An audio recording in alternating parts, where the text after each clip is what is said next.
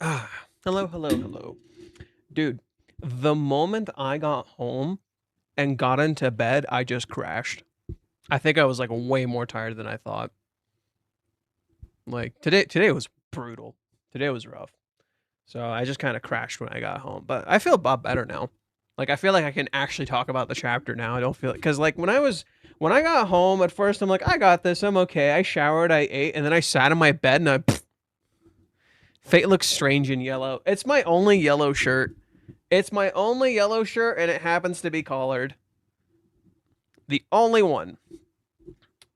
Well, kind of fitting. Like I made the light thing with yellow, so kind of works. Yeah, kind of works. Okay, gang. Ugh. Let's see. Oh, we'll start with mute. We'll start with mute. Oh yeah, I did actually start writing for the. I wrote some stuff for the chapter that I kind of noticed that were interesting, but then I passed out, and so I saved the. I saved for later. Yeah, this was yesterday. Okay, good.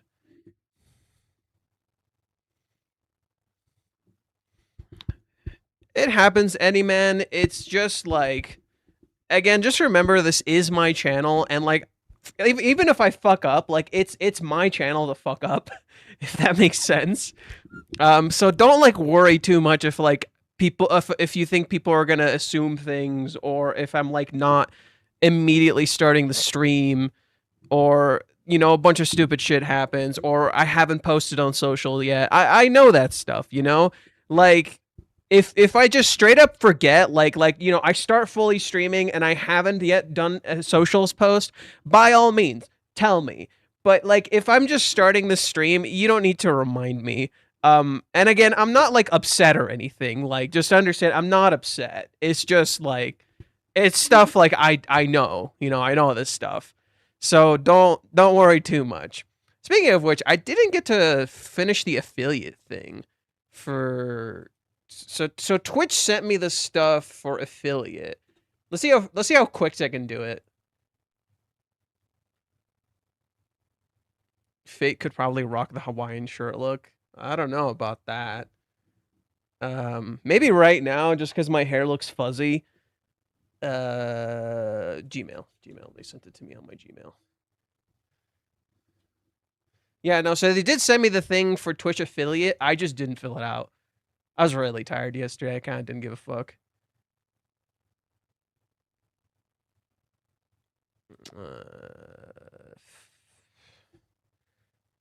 Is it? Did they send it to me? Where they? Oh, there it is. Okay, get started. I'm gonna just do this really fast. Hopefully, it doesn't take very long. Affiliate. Enable two-factor authentication. Start. Complete your account details. Start revenue. Whoa. What's all this? Jesus. Okay, never mind. This is gonna take a hot minute. I'll just do it afterwards. This is gonna take a hot minute. I'll do it after stream. Never mind. Never mind. You have a red shirt too. Not with collars. This is my only collared shirt that's yellow. I have two collared shirts. One's black, one's yellow. Okay, so yeah, never mind. I'll worry about the affiliate thing after this. But yeah, so we hit affiliate. Woo! I'll just set it up after the stream. Okay, let's start with what Mute has to say. This is analysis and impression piece with satisfaction rating 433. This time, there are no major events, but the theme is the turning point in Ruka's emotions. Oh, yeah, let me set up the music. I do have it running in the background. It's just not playing. Like, you guys just can't hear it. There we go. Okay, is the music good? You guys can hear the music, but it's not like too loud. Someone mentioned in the comments that it was a little loud, so I tried lowering it just a tad so it's not like annoying or anything. Just tell me if it ever goes too high. Just let me know. Hey, the music is a little high. I'll lower it. Okay, so this time there's no major events, but the theme is the turning point of Ruka's emotions. The installment features less analysis than usual. Oh, really? No, I'd say this is about the normal amount. Maybe a little shorter, just a tad weeny bit.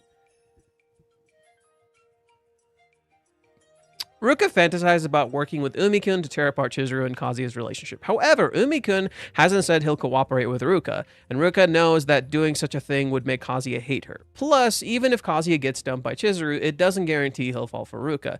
The same goes for Umi-kun's side. Yeah, I mean, that's the thing about, like, Ruka. Umi is right that Ruka is here for a reason, right? He's absolutely right about that. She's here for a reason. What Ruka is not considering is that Umi never said he would really cooperate with her. For all she knows, he could just get info out of her, and that's all he wants. Like, let's go with the assumption Umi's a piece of shit. Let's go with the assumption Umi's a piece of shit. Umi never said he'd cooperate with her. He just said maybe he could just get things out of Ruka and use it to do whatever the fuck he wants to do. You know?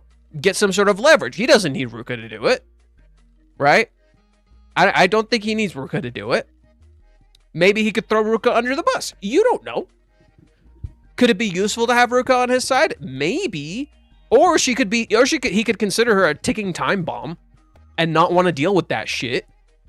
You know, it could be pretty fucking annoying. So, Ruka doesn't really, like... That's the problem, is, like, Ruka's literally operating on half a truth. Oh, shit, I've been using... Damn it. I always forget. The stupid grok translations.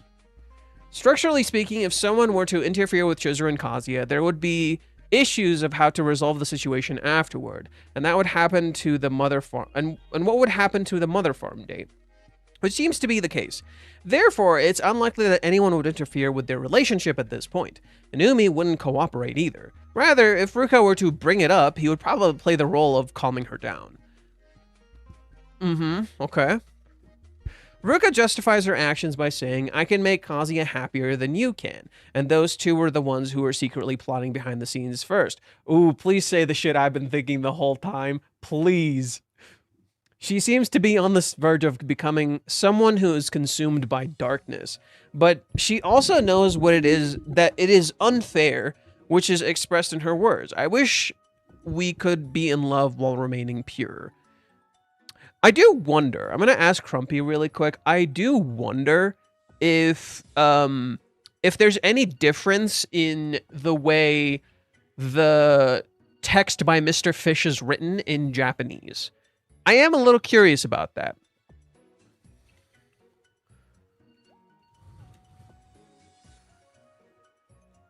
Is the text by Mr. Fish different in Japanese?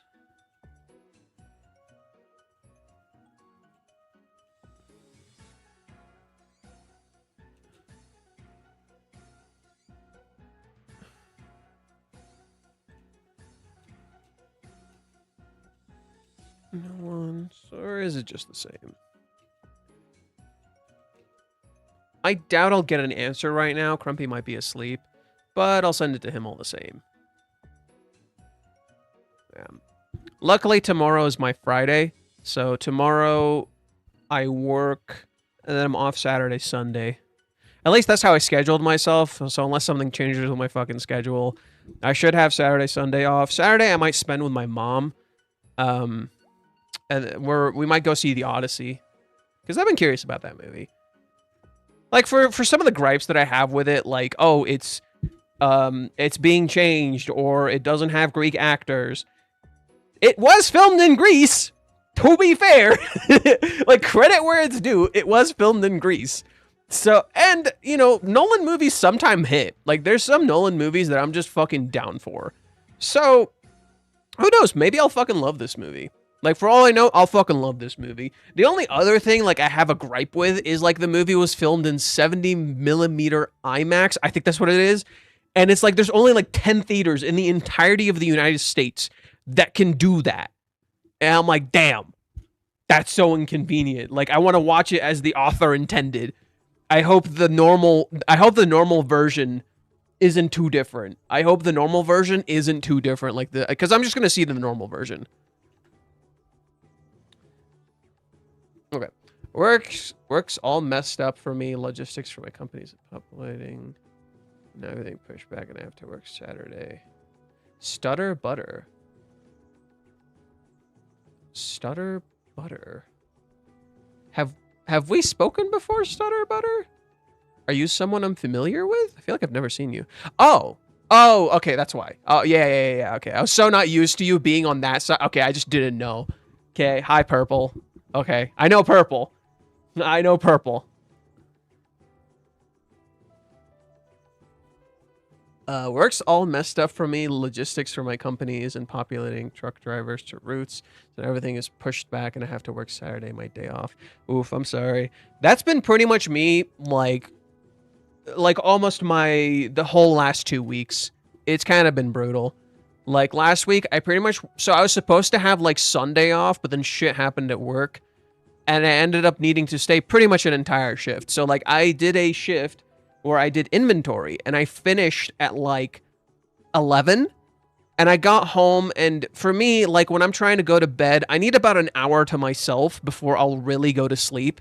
So I was just like sitting in bed doing a bunch of stuff. Like I would watch like Hajime no Ippo because I'm watching that right now. I played a little bit of what do you call it? Life is Strange.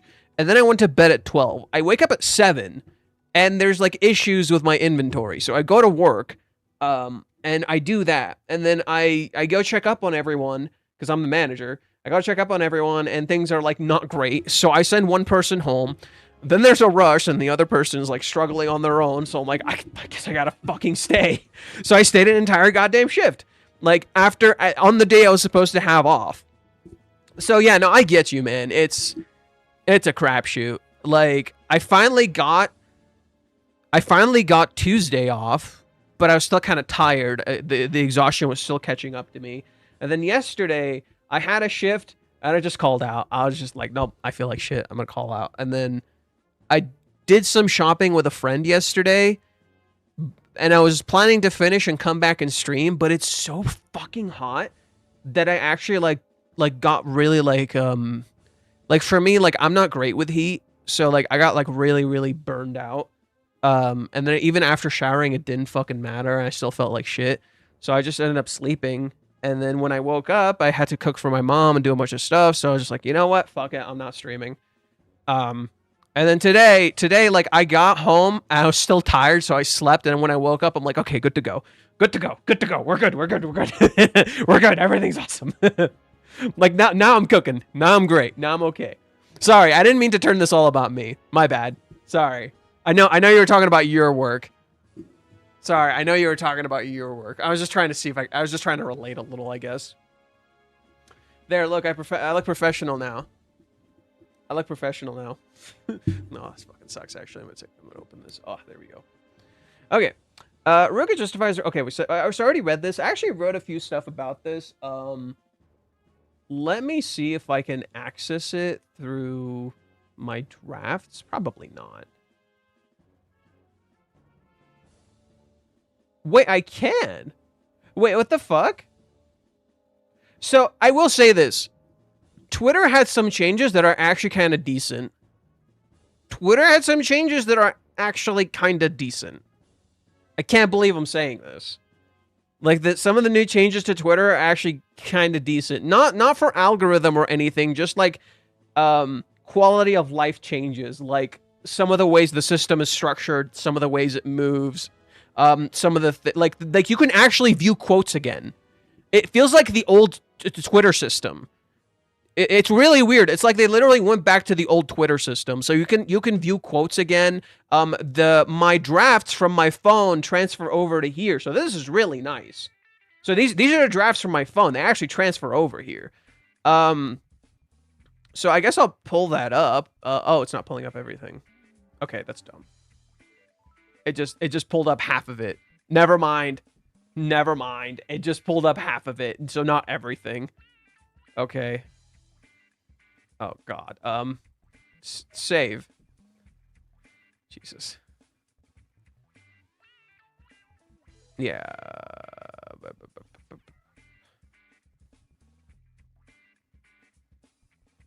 Yeah, okay. Okay, so this is kind of useful. Do you think Kazuya is misunderstood? Like, by the common consensus, like the media zeitgeist, or just the zeitgeist in general? Fucking absolutely.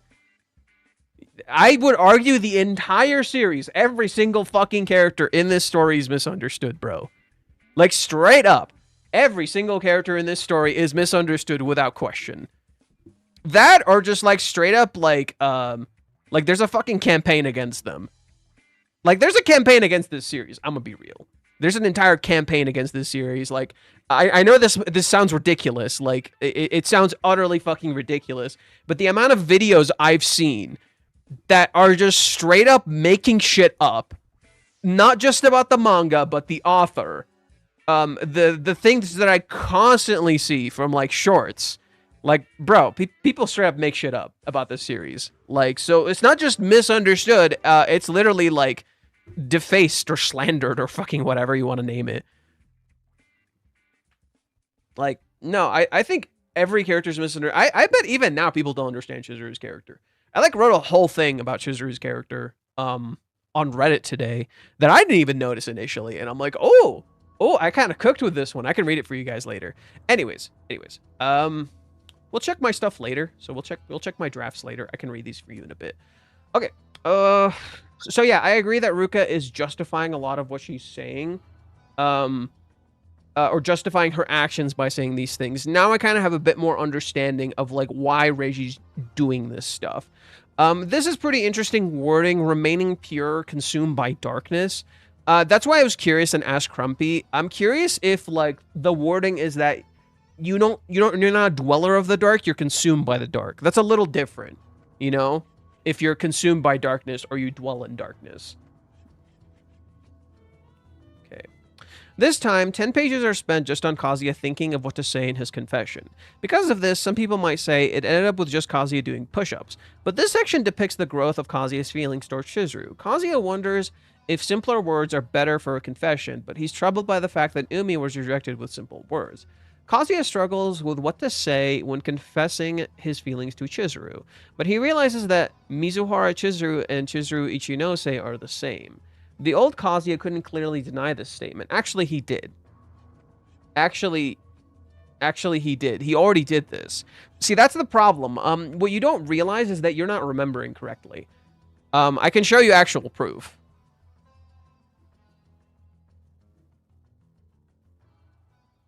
Yeah, it might be 280. Maybe, I might already have it.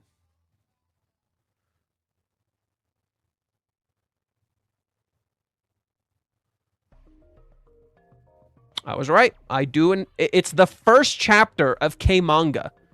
The first chapter of K-manga. Right, so this is when K-manga started. The first chapter of K-manga disputes this. All right? Where is it?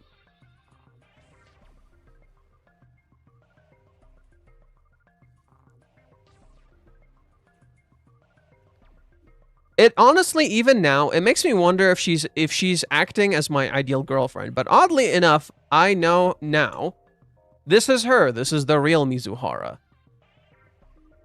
Oh, Reiji isn't forgetting anything. No. You're misunderstanding. Reiji isn't forgetting anything. He's leveraging the fact that you're forgetting. He's leveraging the fact that the characters are forgetting things. A lot of the current narrative structure, there's a lot of references to time travel. There is a lot of references to characters forgetting things, not remembering things. And if you see some of his recent interviews, he specifically talks about how when you're really inherently connected to social media, your relationships, not just with social media, but the people around you, become shallower. You start literally, like, not forming, like, real bonds with people. And that's literally something being depicted with Ruka's character as well as Kazuya's character. Kazuya is literally in many ways kind of becoming a little more superficial right now without realizing it. There's this contrast between his real emotions and the way he's trying to validate these emotions, right? The emotions that he's feeling are absolutely real. The way he's trying to go about validating them is very fake. And the problem is that Minnie, a character who's so deeply rooted in social media, is constantly talking to Kazuya, and she doesn't know Chizuru like he knows Chizuru, but he keeps listening to her. And that is supposed to act as an inherent mirror to social media. You keep listening to social media, you keep paying attention to it, even though you might know more than social media. or you have like a real bond or a real lived experience, right? Now granted, it's not saying you can't learn anything from social media or you can't learn from things online. It's saying when you become so when you have such a deep bond with social media that you can't like separate that from your reality, and so you end up forgetting. Kazuya is saying a lot of stuff that seems like it's poorly written, right? A lot of stuff Kazuya says seems like it's poorly written. Like, oh, the character should have already learned this. Why did he just forget? Except that's literally just exactly how it is in real life. You often end up forgetting things, right? You often just end up forgetting things, and not in the stupid, oh, the Reiji's not thinking about it, it's just happening. No. You forget things when you're so fixated on something else. When you're so fixated on what people tell you, what people say, and how you should act and what you should do, you end up blurring the idea of reality and fiction. Now, before you tell me this is not something Reiji is doing, it is straight up Chizuru's theme in Season 5. In Season 5, she literally says in the lyrics, and these lyrics are sung by her voice actress. She wrote the lyrics and sung them. She literally says she's having a hard time differentiating between what is real and what is fiction. And so, as a parallel to Chizuru being trapped between what is real and what is fiction, aka rental and a real relationship, or real bonds and her fake feelings, or she doesn't think her feelings are good enough while Ruka's feelings are real, Kazuya, in contrast, is having his own problem. Kazuya has this problem where he cannot differentiate between the real things that he remembers and what his mind is telling him is happening, or how he's perceiving the things around him. So now he starts doubting his own memories. And of course, like, if you've played any fucking time travel game, if any of you have played any fucking time travel game, seen any time travel show, that is a thing. That is literally a thing in all of these shows where you kind of doubt what you remember. What do you think happened, right? Let's say you change time somehow. You go back, things might not be the same. You don't know what's different, right? Like I mentioned before, I was playing a game called Life is Strange. And one of the coolest things is there's a part where you time travel and you fuck everything up, right? You time travel and you fuck everything up. And so if you pick up like your journal and you read your journal, or you see your text messages with people, you're a completely different person. The way you're talking to these people is completely different. Your relationships are completely different. Everything is fucked. And I think that is literally what Reiji is doing. He's literally talking about how all the relationships between these people are completely fucked, and they are missing what's in front of them as a byproduct of their connections through social media and forgetting what they already know is to be real, right? They've lost themselves. This is how you lose yourself. You forget the things you experience. You forget why things matter to you in the first place, right? A great example, Kingdom Hearts was my favorite fucking series. It is now again. But for a period in my life, I literally forgot why I loved it, right? I kept listening to social media, and when people told me about the series, and I'm just like, oh man, maybe they're right. And then I started being super judgy about it. And now I come back, I'm like, dude, this shit's peak. Absolute fucking cinema. Absolute fucking cinema. Anyways, yes, no, so this scene right here literally disproves Mute's point. Kazuya already knew, he just doubted his answer. Not because he doubted it in this scene. He was pretty fucking sure in this scene, right? He was pretty, like, literally, the things he's saying here, it's the same things he's saying now in the current chapters, except there is a bit of a difference. Over the small period, Kazuya started to kind of get into his own head. He started to do a bunch of different stuff. And what Kazuya doesn't realize is he's kind of been repeating things. Almost like he's stuck in a time loop. Almost like he's stuck in a time loop. And he doesn't know he's just repeating a cycle. And he doesn't know how to actually properly change and escape this cycle. He's stuck. Anywho. So yes, that's where I want to disprove Mute's point. Kazuya absolutely says it here, right? He's just straight up says, this is the real Mizuhara. It has always been, and it has always been, now that I think about it. She's honest from the start. From the very beginning, she stated that things were right and that things were wrong. Even so, she never tried to impose or get too pushy. She's always so considerate, humble, respecting, hard on herself, and kind to others. None of it was pretend. This is how she's always been from the start. right? He literally finds his answer here. But then you get to the next chapter, right? So you get to the end of this. Kazuya talks about making a move, except here he's depicted in shadow. He talks about making a move and he says, I will make a move. Kazuya doesn't do anything for a hot minute because he doesn't actually want to make a move. There's a reason he's depicted in shadow. He's telling himself he's going to do something he's not actually going to. And so much of this arc is dealing with that trauma. So what Reiji is setting up is to explore this cycle the characters have created for themselves and how they must truly learn to get out of that cycle. Love that game. Yeah, no, I'm actually doing I'm on my second run right now of Life is Strange, the first game, and I'm like making all the horrible choices. I'm doing all the horrible choices just to see what happens. And I'm like, damn. Damn. Okay, let's continue reading Mute's post. Okay. Let's see. Yep. It might be Mizuhara that you, the old Kazuya couldn't clearly deny that statement. It might be Mizuhara that you like. The realization can be seen as proof of Kazuya's growth. A shallow growth. So I finally understand what this arc's about. I think I finally understand what this arc's about, and it's why I've kind of misunderstood it. My interpretation of this arc is that this arc is the illusion of growth. No. It's shallow growth. This arc is about shallow growth. Not just simply the illusion of growth. Yes, there's an illusion there. Totally, absolutely. But it's more about shallow growth, right? You think you're growing, but the growth is very shallow, right? And that mirrors the theme of half-truths, you know? It mirrors the theme of half-truths, where, yeah, you're growing, but are you really growing? You know? Could you say you're truly growing, or are you just kinda growing?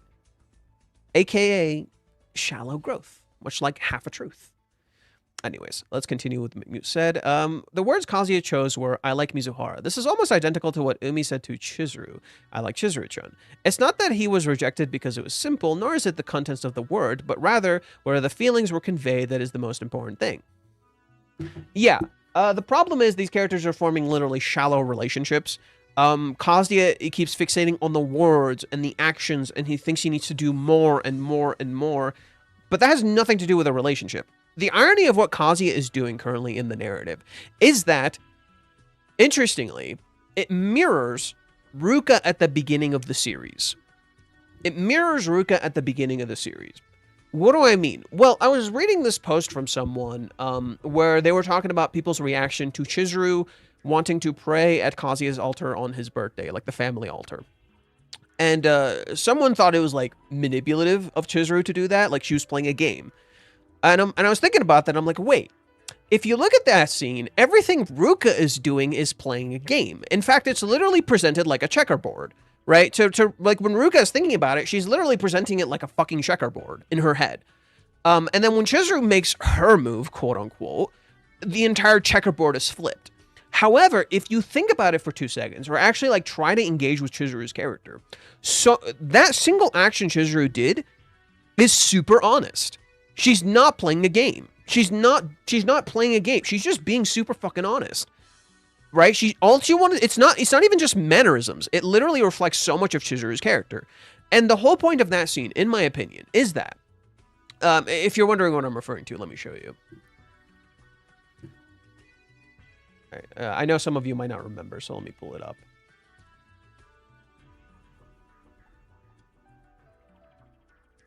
Let me pull it up. Should be like chapter 87? Yep. 87. Yeah. So Chizuru goes to Kazuya's house and she wanted to pay a visit to the altar to pray. And look at how Ruka perceives it. She flipped her whole board in a single move. Right? That's how Ruka perceives it. To Ruka, it's literally a game. To Ruka, it's quite literally a game. Okay? But Chizuru what she was doing here was not a game. She was not trying to please the family, nor was she being the perfect girlfriend. If anything, this actually reflects so much of Chizuru's character. How many times do you see her talking to her grandma on the altar? How many times do you see her talk about family and her want for family? How many times do you see her, like, go and clean the grave, right? She says it's her daily fucking routine to go and clean her family grave. She sold her entire home and kept what? Literally the photos of her family and the altar. The same exact altar. Okay. What does that tell you? Chizuru deeply values family. And if she deeply values her family, even if they're gone, she naturally would pay respect to someone else's family. So Chizuru, what she's doing here is just really honest. But Ruka perceives it as a fucking game. Right? Ruka perceives it as a game. And so what this scene is literally saying is that honesty trumps games all the time, or trumps people being fake all the time. Right? Real connection and honesty will always trump fakeness and playing games. It'll always be more effective. So Ruka, having lost and feeling insecure to Chizuru, right? The problem is she's being fake. She's trying to be like Chizuru. She's trying to look real. So naturally, she feels inferior. Right? So naturally, Ruka feels inferior. Not because she actually is, but because she's trying to be better than someone else. Okay, flip it. Now what is Kazuya doing right now? Quite literally the same thing. What is Kazuya doing? He's changing his looks. He's trying to be better than other people. It's literally, he's devaluing his own feelings because he's playing a game. He's trying to win.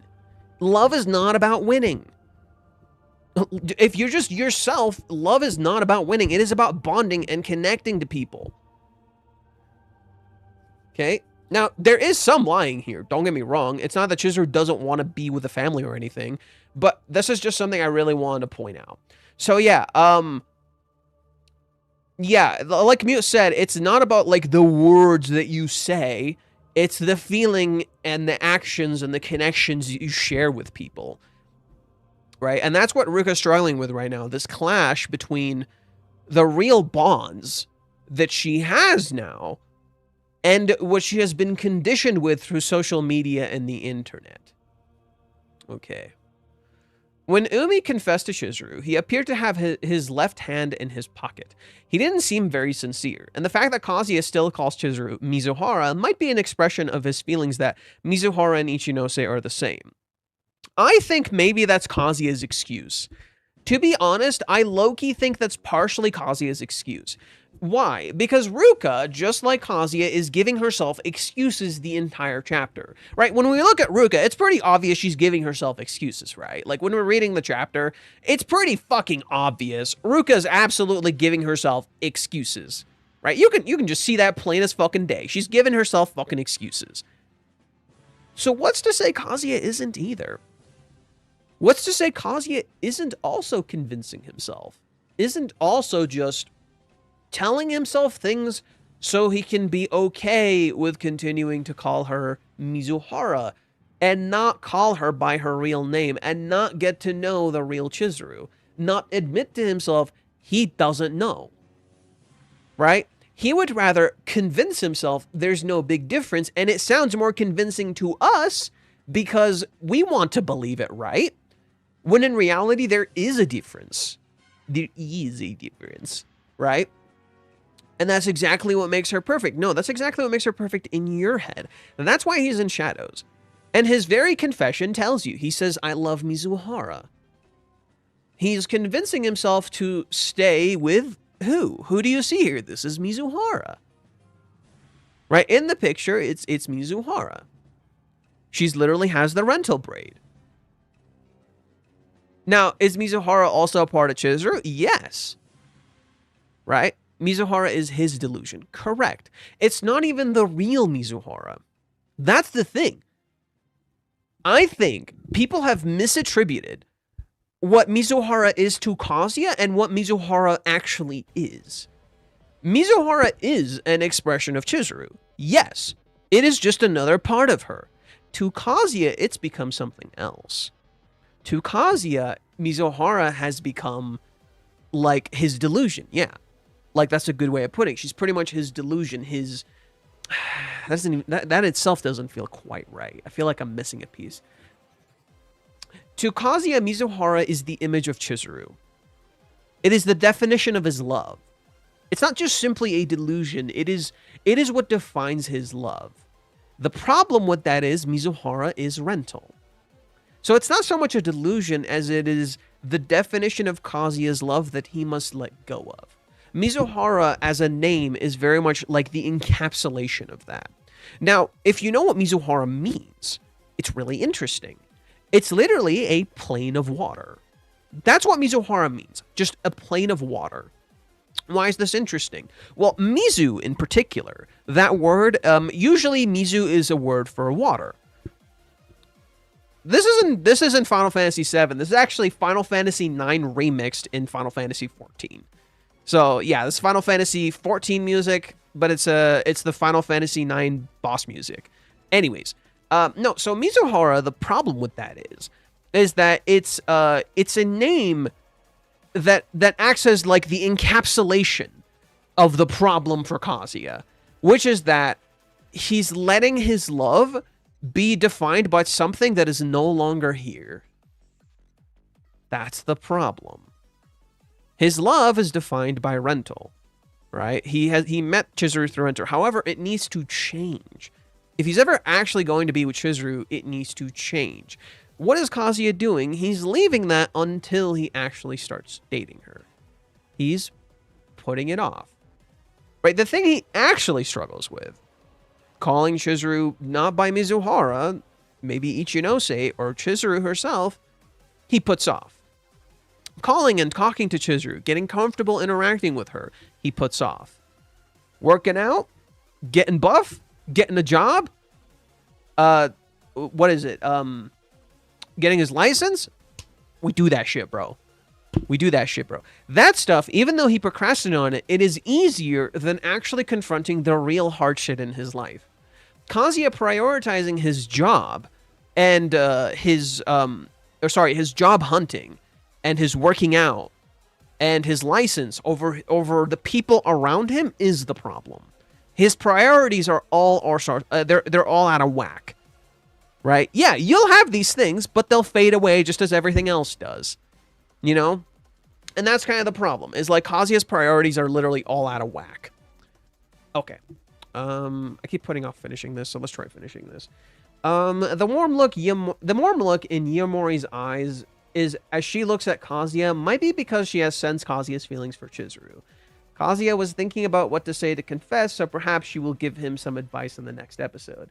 But judging from the title of the next episode preview, may or may not appear at all. Next preview title is Work Experience. Will Kazuya be selected for an internship and actually go to a workplace, or will Yamori give Kazuya, who hasn't been selected yet, some advice? Eddie Man was telling me it's possible he could end up working in a place connected to Chizuru, which, yeah, very possible. It's very possible Kazuya could work in a place connected to Chizuru. I totally see it. So, yeah, it's totally possible. I could see Kazuya possibly ending up in a place connected to Chizuru, which would also thematically make sense because Reiji has constantly talked about why it would be dumb for Kazuya to work in the film industry. So Kazuya actually dipping his toes into it, and maybe it doesn't click for him, would be interesting. Kazuya actually getting into it, it looks like he's doing exactly what the fans have been saying this whole time. Right, what has Reiji been doing consistently? Right, what have we been doing consistently with the manga? We're literally doing all the things that will make traditional readers happy. On surface level, right? So traditional readers of romance manga tend to be happy when the main character becomes more masculine, like especially if they're a dude.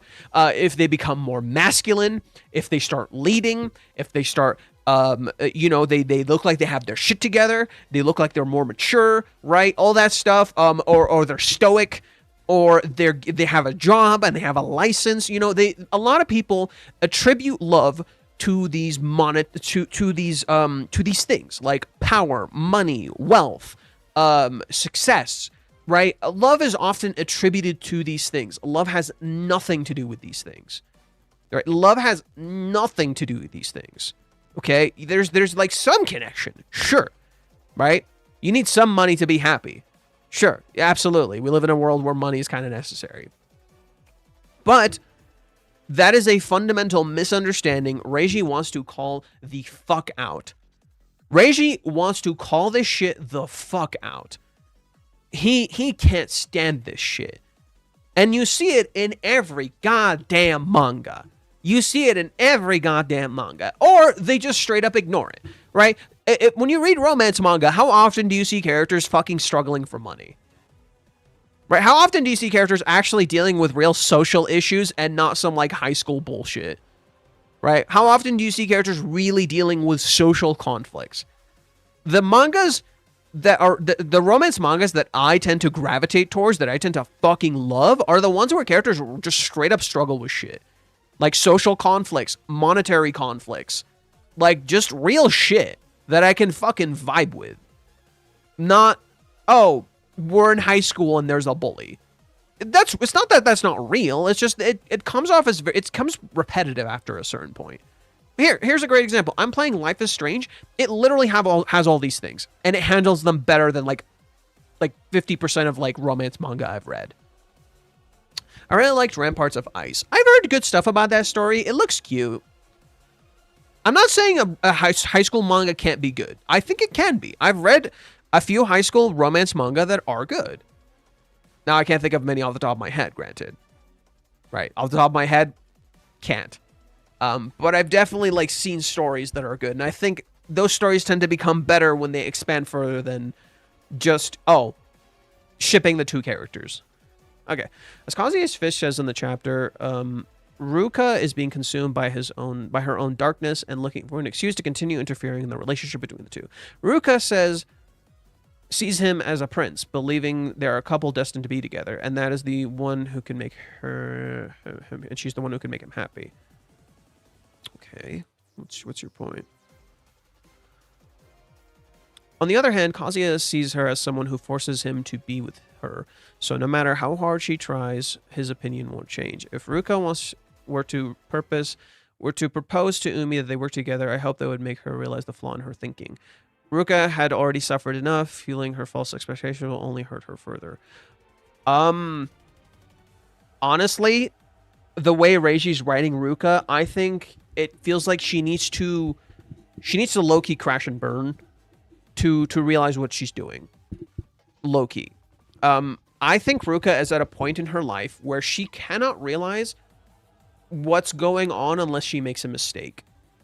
And I think a lot of us have been at that point in our lives where we want to do something and we have to make the mistake to learn. The irony is she's already made plenty of fucking mistakes. So I think Ruka is at this point where she's just having this clash between what she knows is real and what she's been conditioned is real. And a great example of that is like, you see this plenty in like the recent chapters, but a good example you can see in this one is right here, where Umi's words make perfect fucking sense. As much as you might want to think they don't, they do. I think you have a reason for coming here, don't you? He's fucking right. You do have a reason for coming here. You have a reason for being here. What about Kazuya-kun? Right?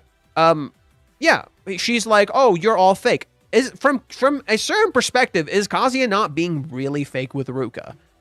From a certain perspective, could you not say that absolutely applies to Kazuya?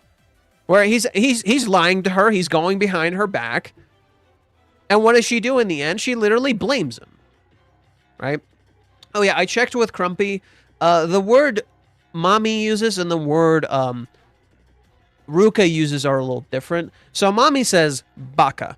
Just like that. Ruka says baka, which makes her sound more childish, which is why for Ruka it's dummy, whereas with Mami it's idiot, right? The way you extend the word can make it sound more childish. Ruka literally sounds more childish. That's why Ruka is dummy, whereas Mami is what is it? Mommy's is just idiot. But yeah. My parts advice goes more into mental illness and some people that take advantage of it. I really enjoy it and it's pretty sure I give it a 10 out of 10 and recommend it. Yeah, like oh, I remembered a good one. I'm not a huge fan of the way the characters are written in this one, but Fragrant Flower Blooms with Dignity is a great exploration of mental illness. Absolutely. I think Fragrant Flower Blooms with Dignity is like one of the better explorations of mental illness in a high school setting.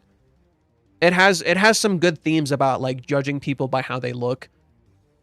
Right? That's like an entire thing in the story. It has some conflicts around like actual social struggles. Like characters actually struggle with money and they have these conflicts. I like the conflicts and the ideas presented in Fragrant Flowers with Dignity. I find the characters a lot of the times just written with all the best traits in the world. That's my only problem with that story. My favorite character, Subaru, is literally not written with all the best traits in the world, and that's why I like her. Now, I get it, the main characters technically put on masks and stuff, but at the same time, let's not pretend they also the best parts of them isn't constantly presented. Like, I think both things can be true. Yes, they have a mask, and they are still a very interesting character that have flaws, but the flaws aren't, like, front and center. So it's not, like, as interesting to me. That's my only issue with Fragrant Flower. It's like, yes, it's a good manga. It discusses mental health in a really good way, in my opinion. It has like, especially for a younger audience. I'm just not a fan of the way the characters are written. Not for me. They're too pure. They're too good. They're too good.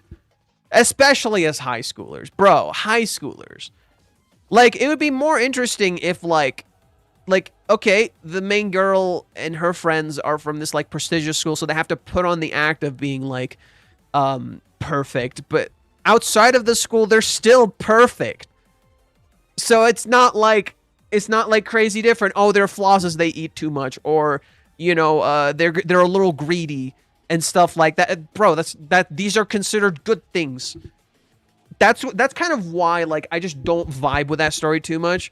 And, like, again, my top 3, like I've said them multiple times, every single one has very flawed characters. Every single one has very flawed characters. Went to Girlfriend, How to Read a Relationship, Maison Ikoku. Just very flawed characters. And that's what makes them interesting. Anyways, I keep ranting. Okay. Okay, so how do I want to approach this? What do I want to do? Okay, I guess I'll give you guys a snippet of what I wrote by just reading my, like, I'll have the screen here, and then I'll have what I wrote over here. Actually, wait, let me change the music. Yeah, let me change the music. I'm not crazy about this.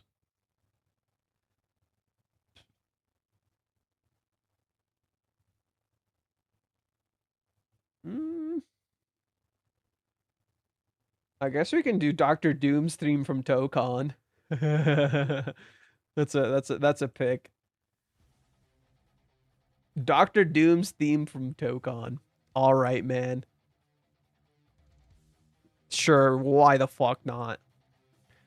We need the Rent-A-Girlfriend 5 soundtrack stat. I've said this before. I'm not crazy about the Rent-A-Girlfriend soundtrack. It's aight. There's a few songs in there that absolutely kick ass, but most of the songs are just kind of really generic.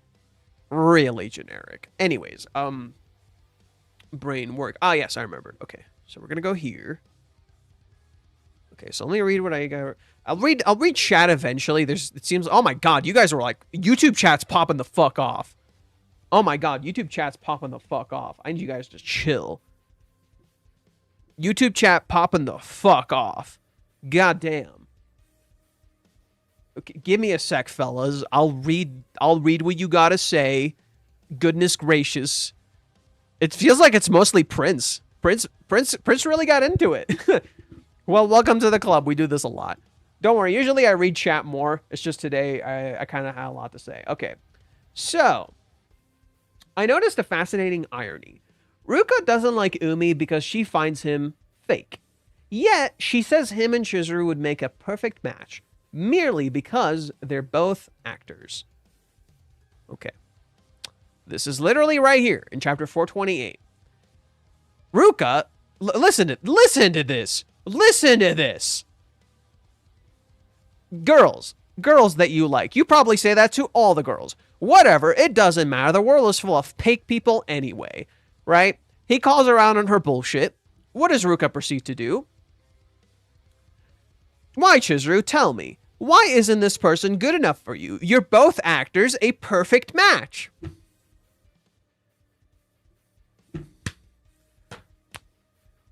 You just said how fake he is. Why would you think Chizuru would like him if you feel this way? Right? If you feel this way about him, why the fuck would Chizuru like him? It's almost like Ruka's literally being hypocritical. And this isn't about, like, being logical. No. She wants Kazuya. Right? Kazuya is the only one I got, right? That's her reasoning. But you got Umi, even though she's plainly pointed out how Umi sucks. From, again, her perspective. So why the fuck would you think Chizuru would be happy with him just because she has another option? So if you were presented with another option, would you be happy with that? Right? That's literally the call out to Ruka's behavior. Okay, if you were presented with another option, someone who would be interested in you, would you be okay with that? Or would you want Kazuya? Yeah, that's right. Not so simple now, is it? Right? Her logic is childish. So let me continue reading what I wrote. Okay. She says him and Chizuru would be a perfect match merely because they're both actors, not considering how Chizuru might feel the same way, or even how this very judgment Ruka is making right now is superficial. She's pretty much a hypocrite. She's fake, he's fake. Pretty much. Like, what Ruka doesn't realize is that she's calling other people fake when she's being fake.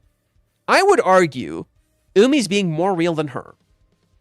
I would argue Umi is being way more real than her.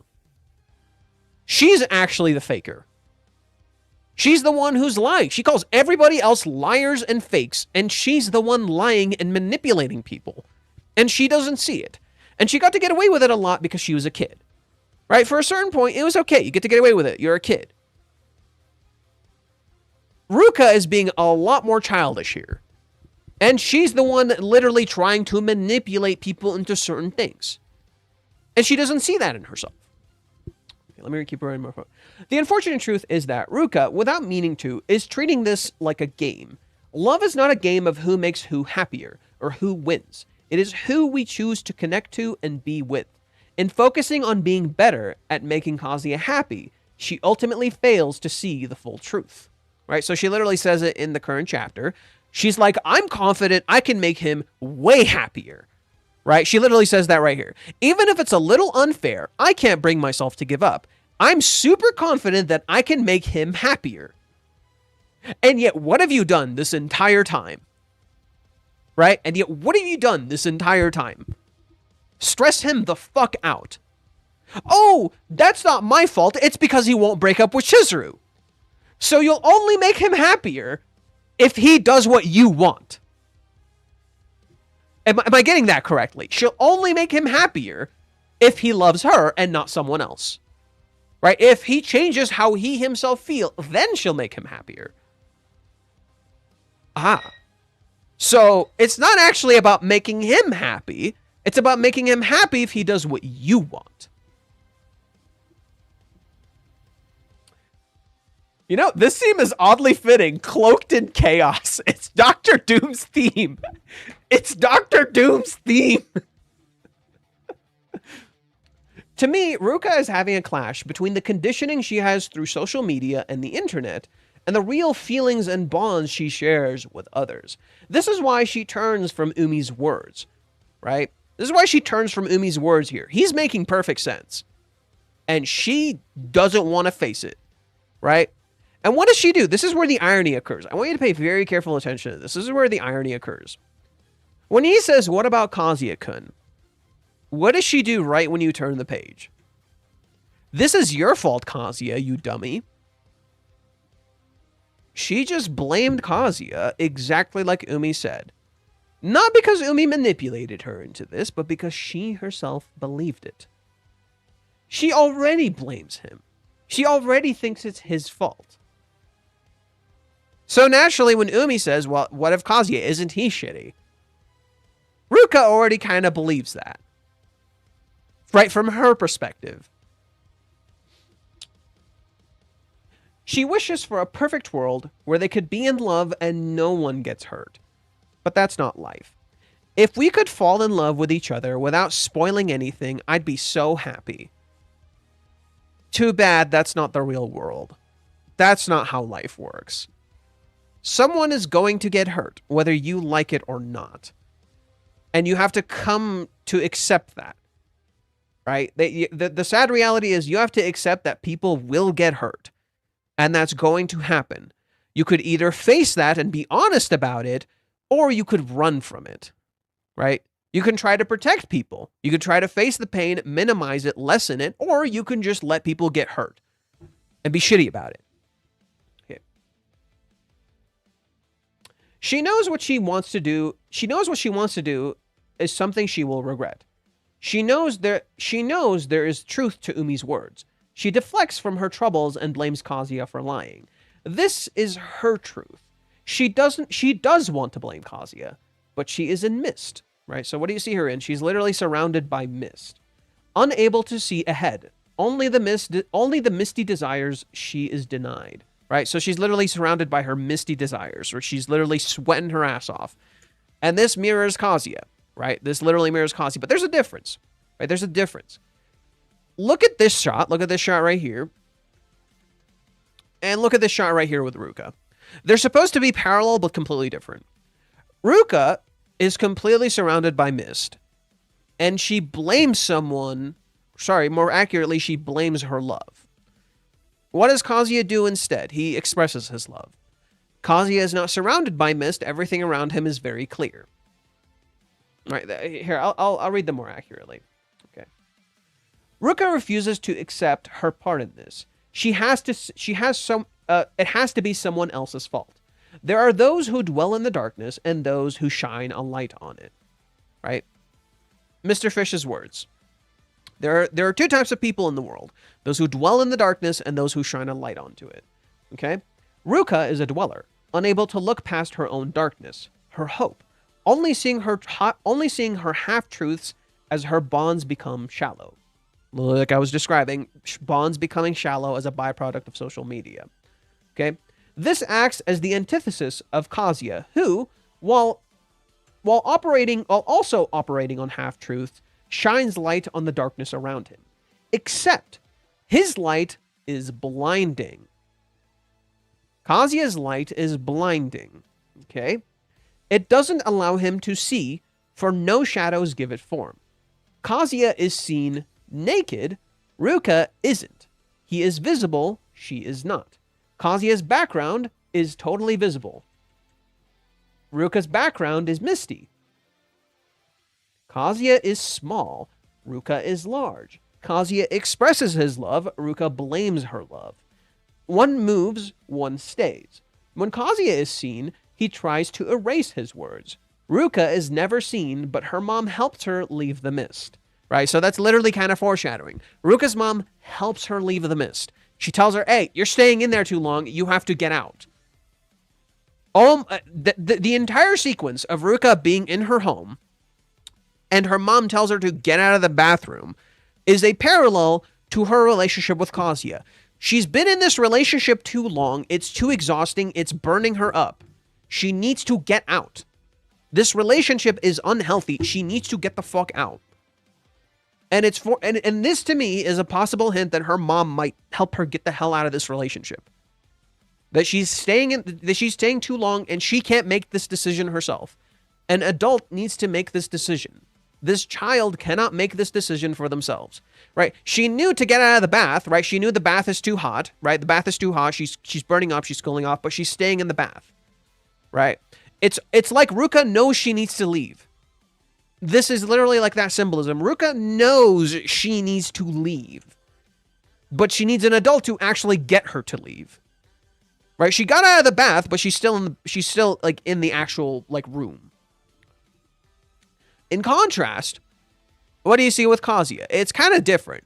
When Minnie sees, what does Kazuya do? He tries to hide it, right? Forget about it. And then he's like, wait for me, right? I'm coming, Mizuhara. Suddenly, Chizuru's waiting. So suddenly he's expecting Chizuru to wait when someone walks into his home, right? As he's waiting, right? It makes you wonder who's waiting. And nobody makes Kazuya do anything, right? This is the difference. Nobody's going to make Kazuya do anything. He has to do it himself, and he has to deal with people reacting to him. Kazuya's problem is her reaction to the external world. Ruka's problem is that she needs to listen to the external world. She can't keep hiding in her little hole. Kazuya, in contrast, needs to accept that he'll be seen, and he has to be okay with that. He's not comfortable with people looking at him. Kazuya is not comfortable being seen. He has to be comfortable being seen. Right? And if he doesn't want to be seen, he has to do something about that. Minnie just kind of walked into his fucking house. Now, I feel like I haven't fully explored Kazuya's, right? I feel like I understood Ruka's pretty well, but Kazuya's, I'm like starting to kind of start ironing it out. Okay. Each one of these two scenes informs the other. This arc isn't simply about the illusion of growth, but rather shallow growth. How social media can stifle growth, and what it takes for real growth to occur. Even the wrong path can guide us on our way. Right, so even if you're doing the wrong thing, it can ultimately help you get on the right track if you need to. Each one of these characters is being challenged by that task. Mommy poses for a camera that doesn't exist, right? So, last chapter.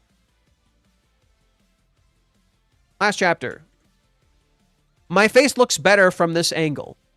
She's posing for a camera that does not exist. Kazuya doesn't fucking look at her, right? Something many are conditioned by through online and social media, right? So many of us try to present ourselves in a perfect way, hoping, worried that when someone is going to look, when oftentimes people don't look, you know? Ruka hopes for a fantasy that isn't real, yet she only sees lies, right? So that's the irony of Ruka. She hopes for a fantasy, yet all she sees are liars. That's pretty fucking ironic, right? She searches for a fantasy, yet all she sees are liars. Kazuya changes not for himself, but for others. It's not personal, right? His feelings are personal. His feelings are for him. But his change, who he's changing, like who's literally changing himself for, is not himself. Minnie loves Kazuya's love for Chizuru, like someone reading a manga. And that's where I stopped. That's pretty much where I stopped. And I think Minnie having these, this like ribbon with stars on it is pretty fitting. And I think this is the irony of this scene. Kazuya, it looks like Kazuya is sharing this moment with Chizuru. This isn't actually Chizuru, this is a picture of Chizuru. The only person, and the person he's actually sharing it with is Minnie, someone he didn't even invite. That's kind of this picture is meant to be both hilarious, right? This picture is both meant to be hilarious and at the same time reflecting the dissonance of this scene. Because look at how it's framed. Kazuya faces forward, Minnie faces forward, Chizuru is looking at us. So Minnie and Kazuya aren't looking at us, they are real. Chizuru is looking at us, but she's just a picture. This isn't even the real her. She's not here. Who you confessing to, buddy? Who the fuck you confessing to, buddy? Right? It's fucking not Chizuru. Right? Who are these words for? And so Kazuya's light is too bright. You could say he's almost naked. All right. Yeah, the manga seems to have a lot of kids with more adult function than I do, laugh my ass off. Yeah, that's kind of the crazy, like, I know what you're referring to. You're talking about, like, a different manga. Yeah, that's kind of my issue with a lot of, like, high school manga. The characters are written like adults. And even adults aren't this mature. It's fucking wild. Like, these kids are, like, way too put together. I call horse shit. Like, rating Kaguya-sama, like, yeah, the character, like, at least for Kaguya-sama, the characters are kind of goofy and stupid. But goddamn, they're way too put together. And they'll alternate between, like, being a perfect plot device and, like, a character. And it's like, what the fuck?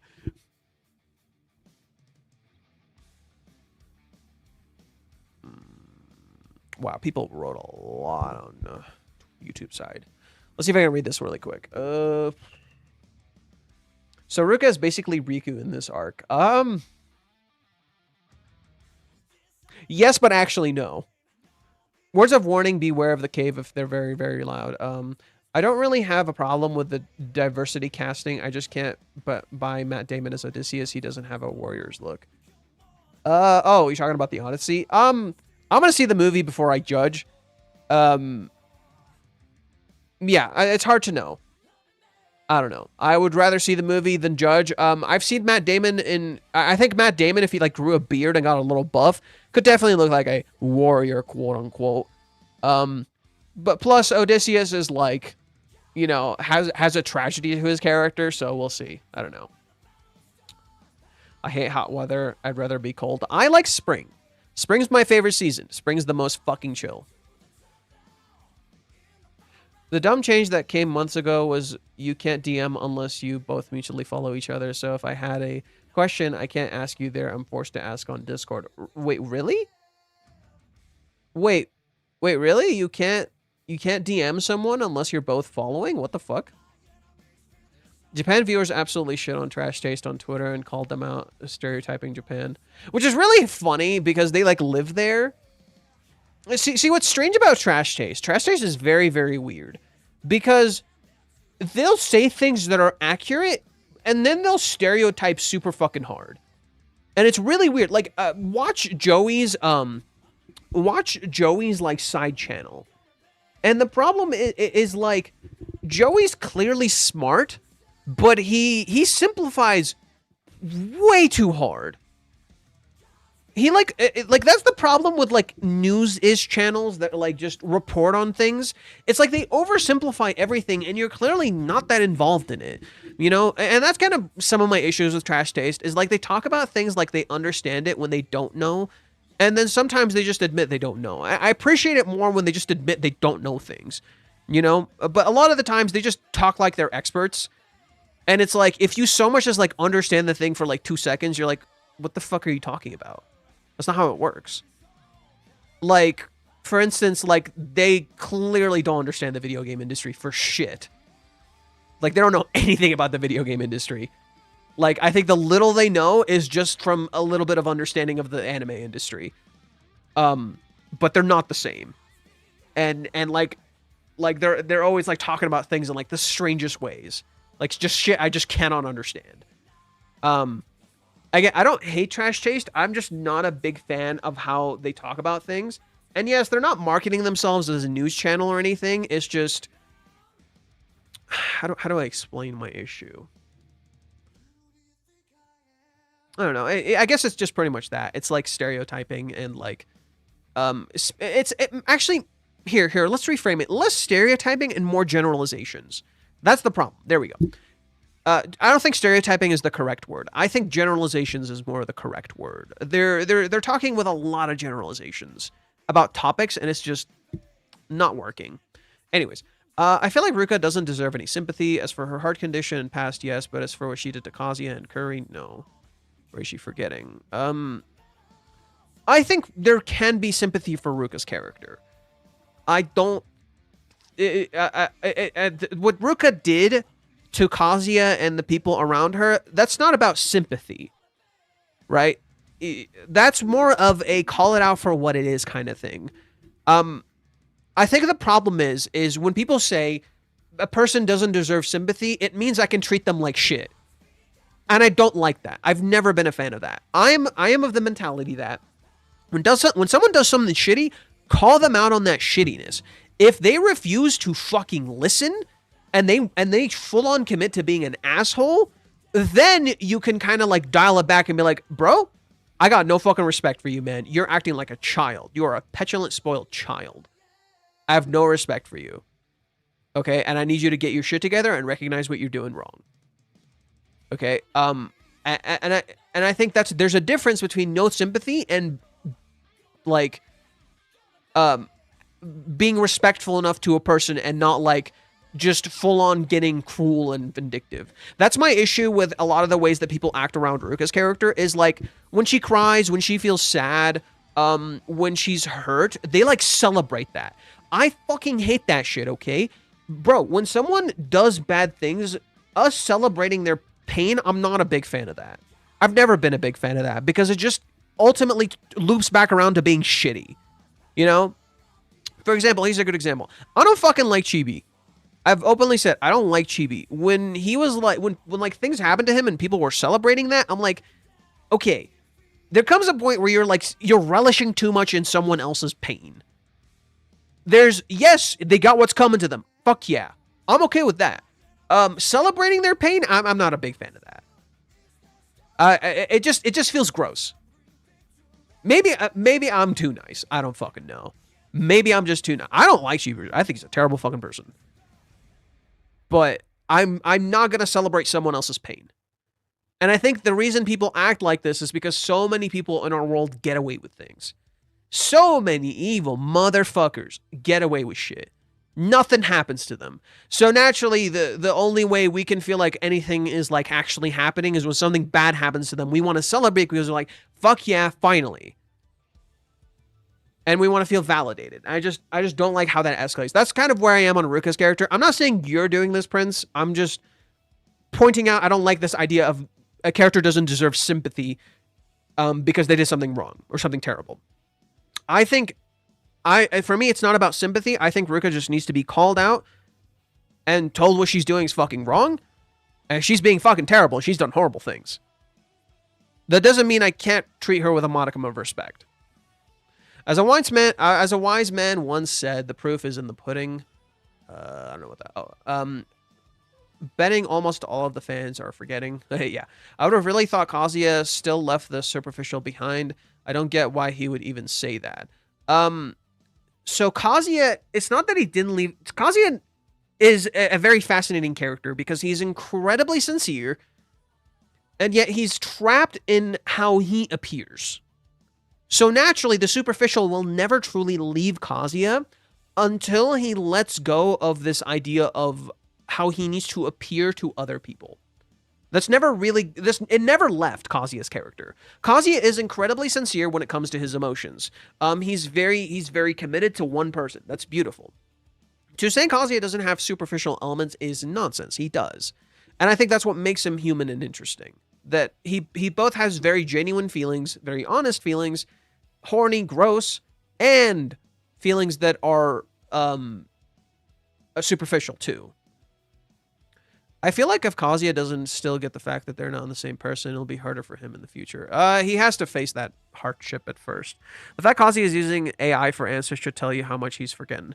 He hasn't used AI in a hot minute, so I don't know if he's still using it. It doesn't feel like he's used it in a hot minute. Minnie is kind of his AI, so there's that. Push comes to shove, Kazuya is going to not use AI when him and Mizuhara get together. Will most likely give into the perfect confession, perhaps, but an inadequate one.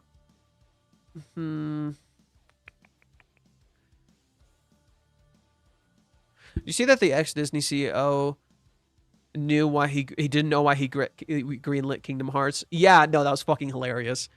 Yeah, it just kind of happened. I kind of remember like how Kingdom Hearts like came to be. I was watching a video on it, and the dude just kind of like greenlit it just because it sounded like a good idea. This was at the time in Disney where they kind of just did shit, and they're like, yeah, fuck it. So they just had to convince them a little bit. And yeah, of course he's probably not gonna remember. It's like it's kind of like a blip to him. It's just like, oh, this cool successful thing, whatever.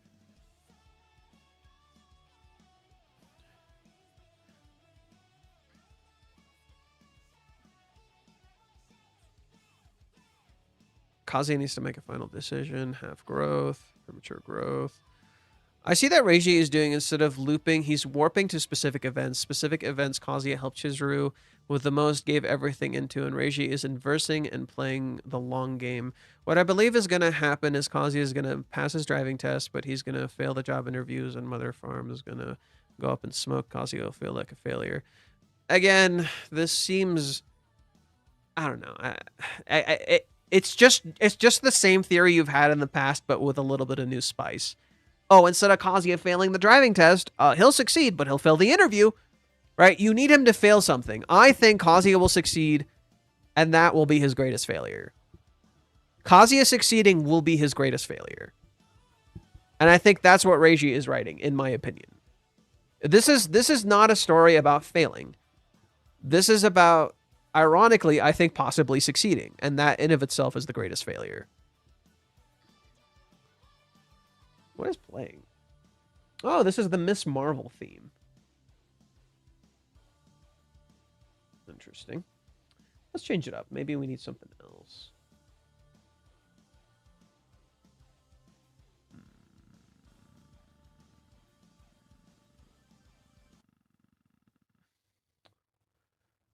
Oh yeah, they added Phoenix Cyclops to Tokon. He's going to be the first DLC. That's wild. Phoenix Cyclops is such a wild fucking pick.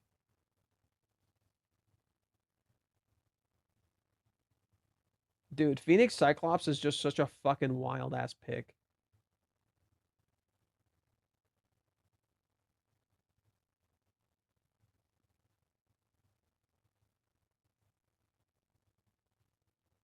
Trying to pick some good music. Video game bops for locking in. Okay.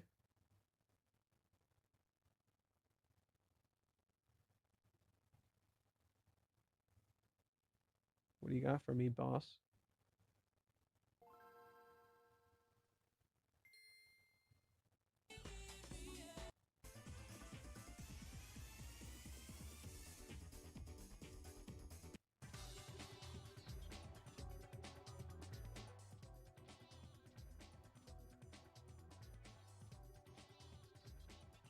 This is so weird. I love it. Fate, read Twitch chat. Oh, sorry. I'm catching up to YouTube. Okay. Trash taste fell off hard. So what's the chapter's theme? I still don't know, I'll be honest.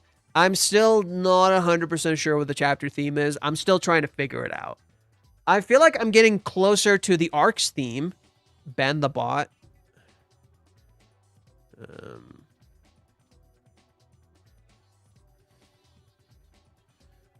Okay. Didn't Ruka like triple down and she still wants to destroy Kazuya and she's a relationship, no sympathy for her from me? Again, it's not about sympathy. I think it's not about sympathy.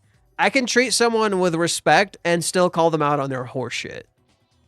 Like you guys see how I act around Ruka. I call her out on her fucking horseshit, and I still like when she feels negative emotions, I'm like, yeah, that's okay. Feel your negative emotions. That's fine.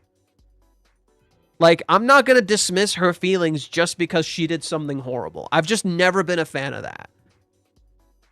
Like, yes, I'll say, like, okay, that's pretty fucking, like, hypocritical or funny when someone does that. Like, you know, oh, now you get to cry because after you hurt someone else and made them cry and feel terrible. Oh, yeah, good for you. Like, yes, I'm not going to, it's not about less sympathy. I do see the irony in Ruka's actions. The difference is that Ruka is a kid.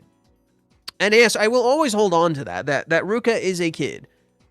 And I can both not feel sympathy in certain instances and absolutely feel sympathy for her as a kid who doesn't understand what she's doing. If it's an adult, I would probably gravitate a little more towards I don't feel sympathy for them. Like, there are people who, like, oh, now you feel sad, I don't feel fucking sympathy for you. Like, that kind of stuff. See, that's the big thing. It's like, if they're a full-grown adult, yeah, okay. I don't fucking feel sympathy for you. Now, do I agree with Ruka's actions? Do I think she's done shitty things? I think she's done shitty things. I don't agree with her actions. I think she's absolutely done horrible things. And she needs to come to terms with that. That's part of Ruka's character. I'm just at that point where it's like, I accept she's a kid and she's done bad things, and that's fine. Again, it's something like I can, yeah, again, I come back to this. Life is Strange, like, is a game that has a lot of shitty characters. And not like poorly written as in they're assholes. They're just straight up fucking assholes. Like asshats. They're fucking terrible. And the game still makes you feel sympathy for them because they are kids. They do horrible things, and then when they realize what the fuck they did, they feel horrible. And you remember they're children. But then you see some adults who do genuinely heinous shit, and you don't feel any fucking sympathy for them. You see some adults who do horrible shit, and then realize they're confused and lost too, and you feel sympathy for them. It's more about the characters and who they are and what they do. And like, to me, Ruka isn't some soulless monster, which is why I can feel some sympathy for her. Yes, she's done horrible things. She's tripled down. Who are we kidding? She's like quintillion down or whatever the fuck we want to call it. She's done it like 10 times or some shit. You know? So it's just, I just don't fully agree with that idea if I don't feel sympathy for Ruka. Okay. What do I feel like before Minnie leaves, she's going to say, oh, I guess something for you, and it's another keychain. Doubt it. Kazuya was himself, and he got hurt by mommy. Not all Kazuya's actions are justified. Not all Kazuya's actions are justified, but people don't understand he's insecure and extremely emotionally damaged on another level.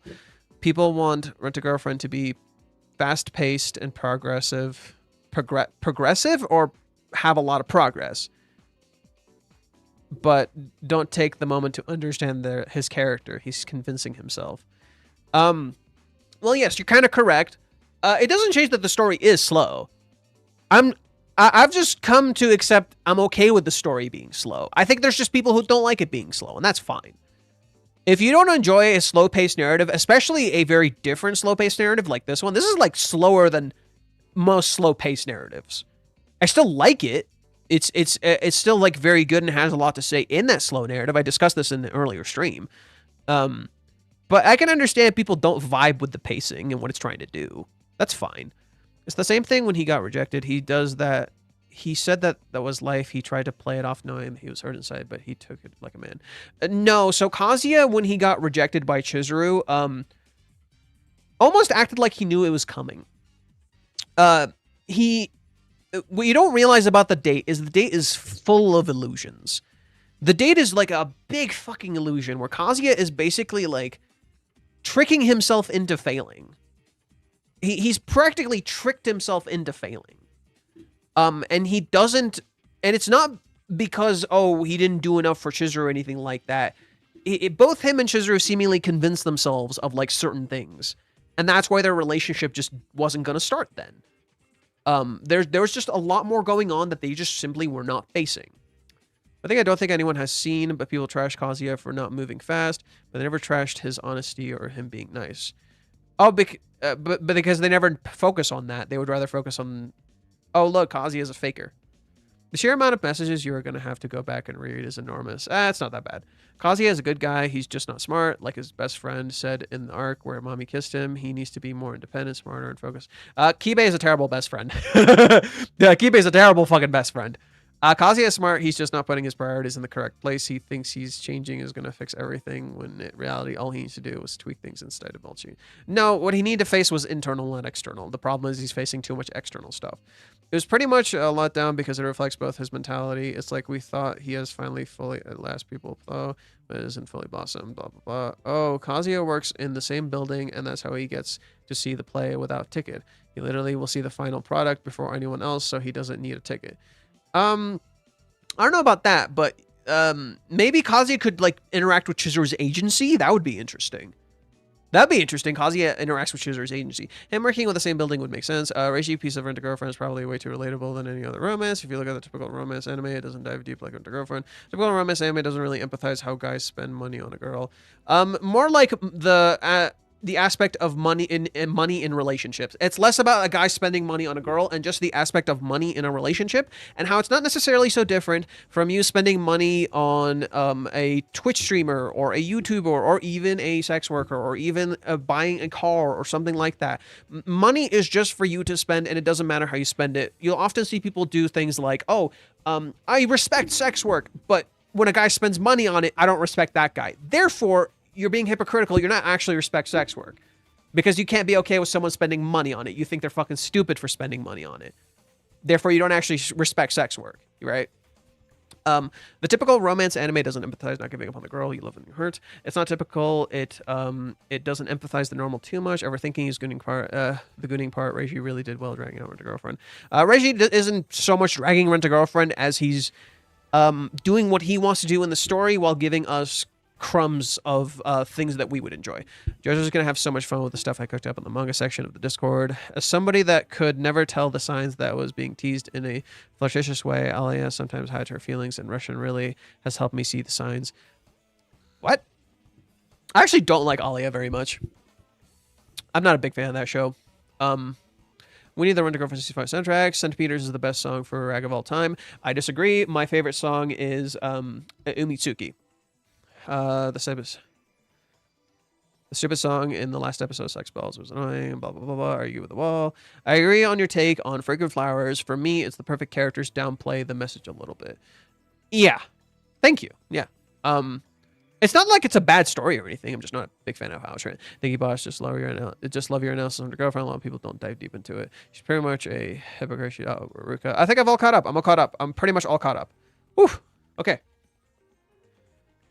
We're going to have someone hold a Uno reverse card and say no to her to fake your Liza. Not every instance requires somebody to be held responsible. The lesson is more important than the consequences, or else she can feel mega. But no, Ruka does need to be held responsible for her actions. I'm not saying fucking take her to jail. That's not what I'm saying. You can be held. There are always consequences to your actions. That doesn't mean you go to fucking jail. There are always people do need to be held accountable, and there are always consequences to your actions. Whether someone actually straight up holds you accountable is a whole other story. Okay? People do need to be held responsible, and there are always consequences to their actions. What that looks like is what's different for everyone. What that looks like is what's different for everyone. I think what I'm saying is people misunderstand what holding someone accountable is.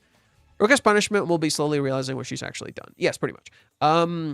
I remember your line, April. Although the anime is very good, their age is not appropriate with their maturity. I wish they'd make them a bit older. I haven't seen your line, April, in a very long time. The last time I interacted with it, it felt like it was a little emotionally manipulative.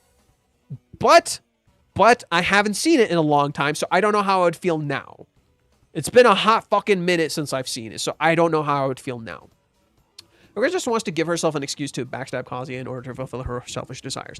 And that's the whole thing. She needs to do that, and like, the thing is, she doesn't realize she's backstabbing him. At least not fully. She's like, he'll hate me, but she's like a kid who thinks she knows better than the adult. You know? That's pretty much what it is. She's like a kid who thinks she knows better than the adult. Have you seen the Comic Tropes video on Kanokari? I saw that, what's his name, posted about it. Jaws posted about it. I have not watched it. I saw that Joe's posted about it. I did not watch it.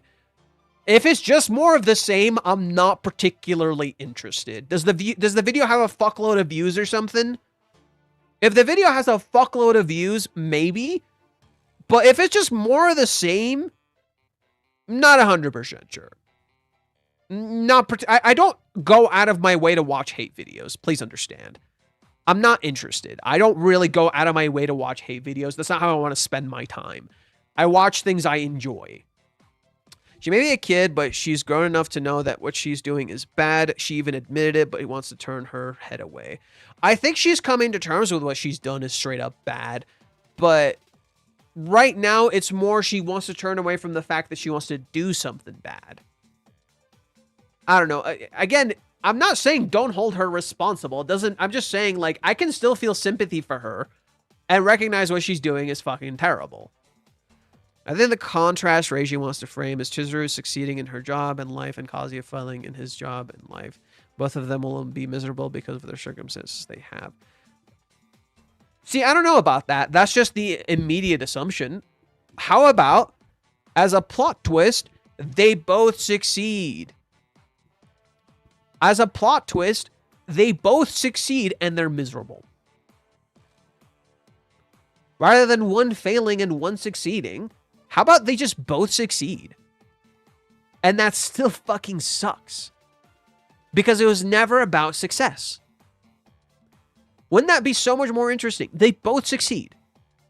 They technically get everything they want, and it fucking sucks. Because that's not what they wanted. I saw the video by Comic Tropes. Oh my god, so many lies. Reiji spends money on Chizuru doll. Yeah, it's the usual shit you look up online. And people like turn it into a whole thing. It's just a figure you can buy for $25. Yeah, no, like Reiji will like what Reiji does with her girlfriend is super fucking cute. He'll go what is it? He'll go and do what is it? He'll go to these like events where you can it's like a lottery. They have these like lotteries in Japan. He'll go to these like lotteries and try to get one of these characters. And just be like, which one am I gonna get? He even talked about it in the back of the volume. It's so fucking cute. He has like the what is it? The plush dolls. He has those plushy dolls. They're so fucking cute. I want one. It's so cute that he has plush dolls of his own character. That's adorable. And it's like, bro, yeah, of course an artist might get something of their character. What's wrong with that?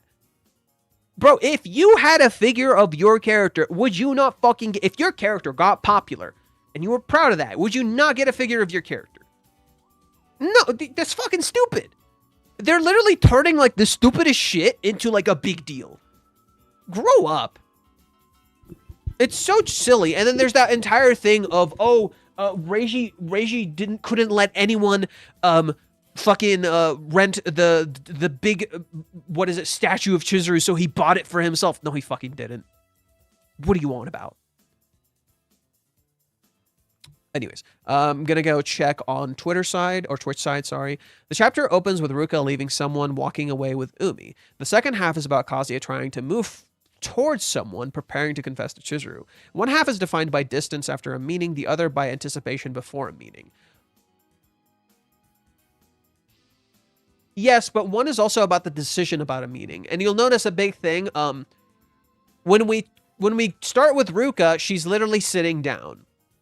When we start with Kazuya, he's moving. Ruka gets out of a shower, right? She's sitting down and she's forced to move.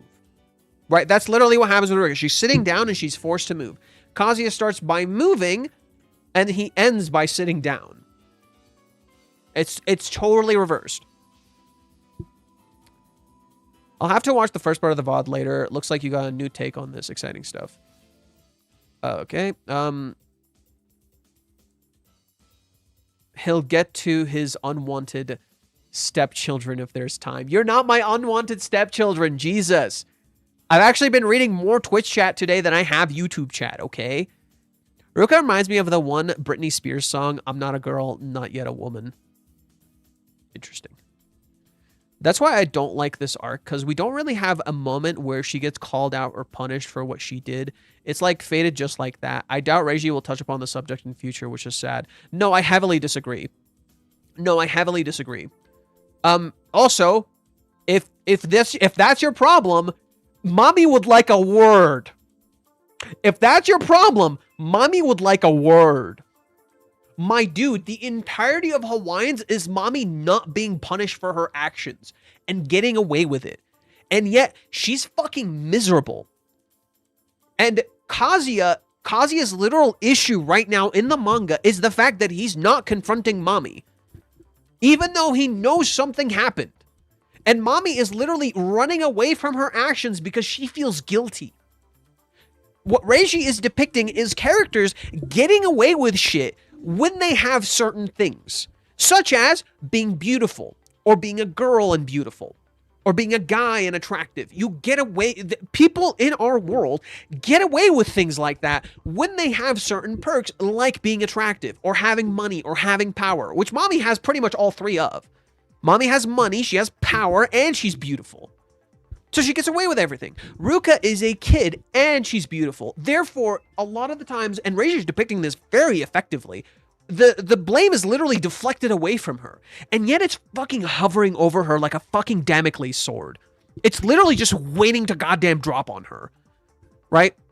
I think Reiji, if anything, is pointing out how even characters like Ruka have to confront the fact that they're doing horrible things. This entire arc is built around mommy running, not doing bad things, and you're looking at her in a very positive way, and that is the illusion. It's like you've forgotten she did something fucking horrible, and that's gonna catch up to her. You can't run from that. That, to me, there's so much setup for all these characters to absolutely get their fucking comeuppance. Like, ayo, you can't run from this shit. And you're not the only person who said this. A lot of people have said, like, oh, the Ruka's actions, Reiji's not going to touch on this subject matter. Except Reiji's always, like, consistently depicted Ruka's actions as wrong. Every time she's, like, forcefully kissed Kazuya, like, it's straight up depicted like sexual assault. And the entire chapter where Ruka sexually assaults him is, like, pretty, like, in your face. The way she views it is completely different from how Kazuya views it. Kazuya is completely disassociating from that. And I think that's absolutely going to come back and haunt him. I really don't think it's that simple. Reiji's absolutely going to talk about this. It's just the way Reiji is writing it is not the way most artists would write it, where they would immediately say, this is wrong. That's the thing. A lot of artists would just immediately say, oh, this is wrong. You can't do this. This isn't right. You're a terrible person. Except what Reiji's talking about is how many people don't recognize this as wrong. These characters don't recognize this wrong. A lot of readers, if you go to, like, the Japanese, like, if you go to Manga Poke, if you go here and you, like, read some of these comments, a lot of people don't recognize what Ruka's doing is wrong. Or some of them are just questioning it. They're not sure. And that, to me, it shows Reiji knows what he's writing. That people don't know if what Ruka did is bad or not. You really think that? I'm absolutely positive she will suffer some serious consequences from this. I think Ruka has absolutely destroyed her relationship with Kazuya and she has no fucking clue. Maybe emotional, maybe rejection. I'm talking about punishment like Kazuya reporting it or someone or whatever. That's not what Reiji's going to do. See, that's the problem. You're conflating punishment with justice. I see this so often. People often conflate punishment with justice. You wanting justice for something and you wanting consequence for something is not the same as punishment. Punishment is not always the solution. Because by that logic, when Kazuya stalked Chizuru, he should have been immediately punished. Except he wasn't a bad person. He just needed help. And if you punished him, you might have just made it worse. Punishment isn't always the answer. There should be consequences to Ruka's actions, absolutely. Just outright punishment is not the solution. I don't think so. I've never been a big fan that punishment is just the end-all be-all solution. That's not justice to me.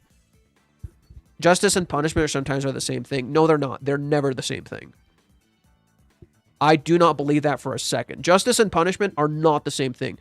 Punishment is you believing someone needs to be punished for doing something. Justice is not simply punishment. Justice is doing what is correct.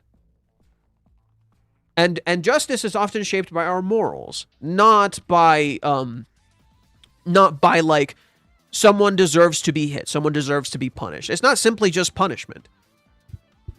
Like someone being sent to jail for doing something wrong, you could interpret that as punishment. I interpret that as justice.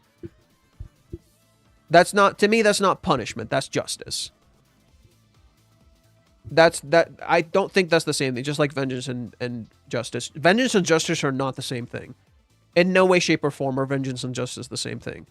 You doing something out of revenge is not the same thing as justice. I don't believe so for a second. For example, someone being punished by being killed is not justice. So here's a great example. We're gonna get a tad bit political. Bear with me. I'm gonna make it quick. Saddam Hussein. Who knows that name? Who knows that name? Saddam Hussein. Who knows that name? He was the dictator of Iraq before the Iraq War ended, and he was taken and he was hung. There was no justice in what they did to him. Not because he's a good person. Oh, no, he's a terrible fucking person. But because none of his crimes were ever confronted.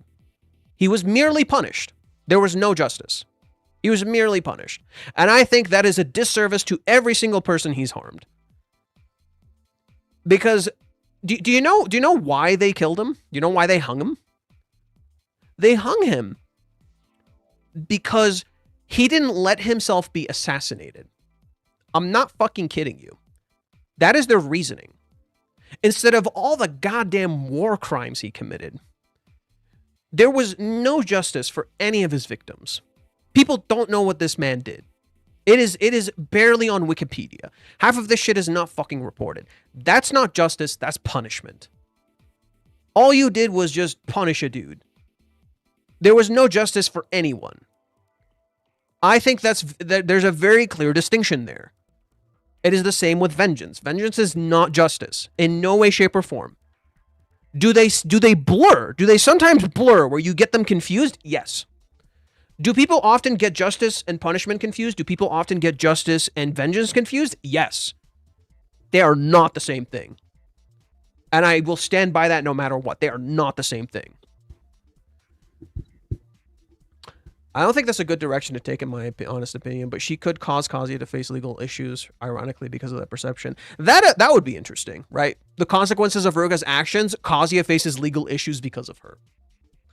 The chapter opens with Ruka leaving someone walking away from Umi. The second half is about Kazuya trying to move forward, someone preparing to confess to Chizuru. One half is defined by distance from meaning. Did you just rate...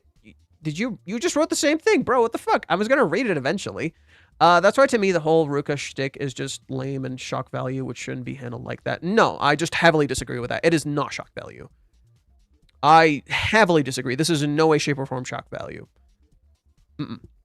I guess it's a bit hard to unpack for me. I think what the victim wants is a better way to resolve this, and I just don't see Kazuya being the vengeful type. That's why they're saying that prevention is better than cure. If he had some... prevention often comes from... actually teaching people these things. If anything, what Reiji is talking about is a way of prevention because it teaches people what is and isn't a good thing in sexual relations. Reiji's actively talking about gender roles. Like the fact that Reiji's actively talking about gender roles, like here. If you don't believe me that Reiji genuinely believes what Ruka did is bad, here, I have two proofs for you. I have two pieces of evidence for you. One is right after Ruka sexually assaulted Kazuya. It's like right there. Well, granted, you could possibly miss it if you didn't like look at the Japanese like I told you guys. So, where is it? Right here. So Kazuya says Ruka here. You guys probably can't see it. I'm covering it. Right. So this is evidence one that Reiji knows what this is. Kazuya right here in the Japanese says Ruka forced herself on him. Okay? Now what's interesting about this specific wording is that in Japanese, the specific word he used literally sounds like rape. If like the way he says it, it straight up sounds like the word for rape. And that's why Mr. Fish says right here, that's one way to put it. Right? The other way is rape. Right? She didn't force herself on you. She fucking assaulted you. She raped you. Okay? So that's important. What's the other one? What's the other evidence that I can show you guys that Reiji is very keenly aware of this? It's ironically something Chizuru said.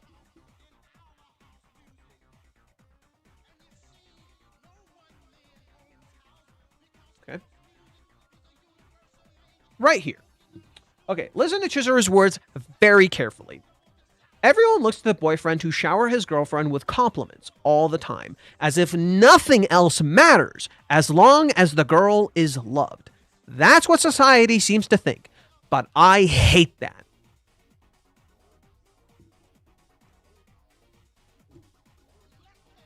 Here's Chizuru literally saying that's fucking wrong. That all that matters is the girl is happy. That's fucking wrong.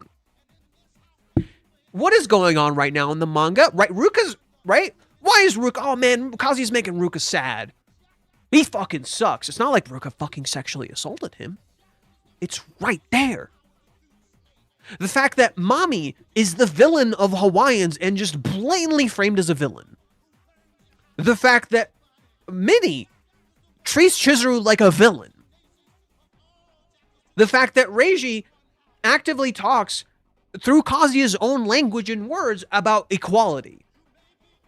And how, oh, Kazuya's like constantly wondering, how are men and women actually equal? Right? Because all I see is inequality. The fact that Reiji's talking about all this shit is an indicator to me that he's very keenly aware of what Ruka did. And that he will address it. He's just not going to address it immediately. And understand, I've also asked him this question before. Right? I've also asked him this question before about Ruka. And he didn't straight up tell me yes or no, because he's not going to fucking spoil it for me. But he has very much indicated to me that, like, what Ruka is doing isn't right. Like, he fucking knows. He's like, yeah, no, what Ruka is doing is not right. And yet, she's also a byproduct of her environment. Okay?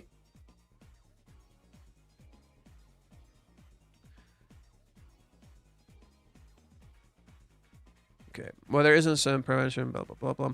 Should have gone now. We can't change the past, so they'll have to find some way to move forward. I think that Kazuya tried really hard for a long time, but he's got a certain blind spot that always going to land him in this situation.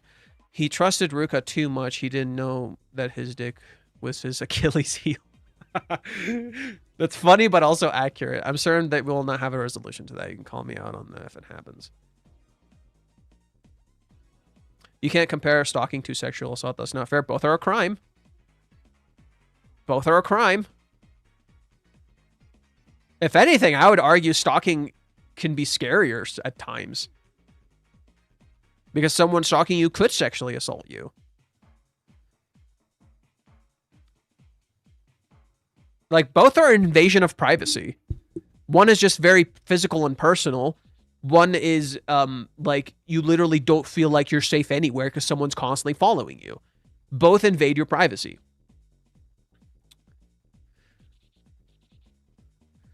It's cool. I'm not trying to call you out or anything. I'm hoping you'll be pleasantly surprised by how it gets resolved. I don't know how it's going to go down either, but I trust Reiji's right and get there. Okay, well, that's that. Okay, so we got that through. Reiji, I beg of you, take Rag to Girlfriend to 2028, and so I can see the haters mad when One Piece ends and Rag to Girlfriend is still going. One Piece is not gonna end for a hot minute, dude. I'm sorry. I bet One Piece won't end until like 2030 or some shit. It's gonna be a hot minute. Okay. It's 7:15. Wow, just immediately horny shit. Oh yeah, someone wanted me to read something on here. I didn't get to, but someone wanted me to read something on here. I don't remember what.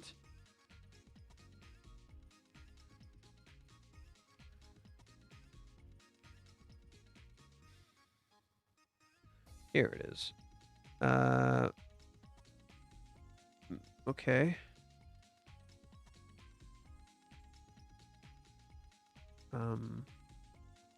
Check out about Chizuru's current decision. Okay, do I just go to their... Can I go to their profile? There we go. I'll go to their profile.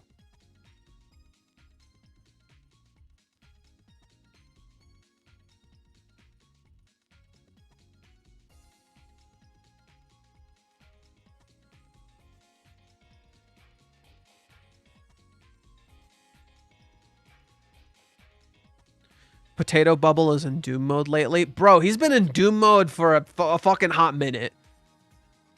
Potato has been in Doom mode for like a hot minute. Like, not lately. I mean, he's been at it for like a couple months now. It's been a couple months, my dude. Is this like a lot of the stuff I was talking about? This seems like a lot of the stuff I was talking about.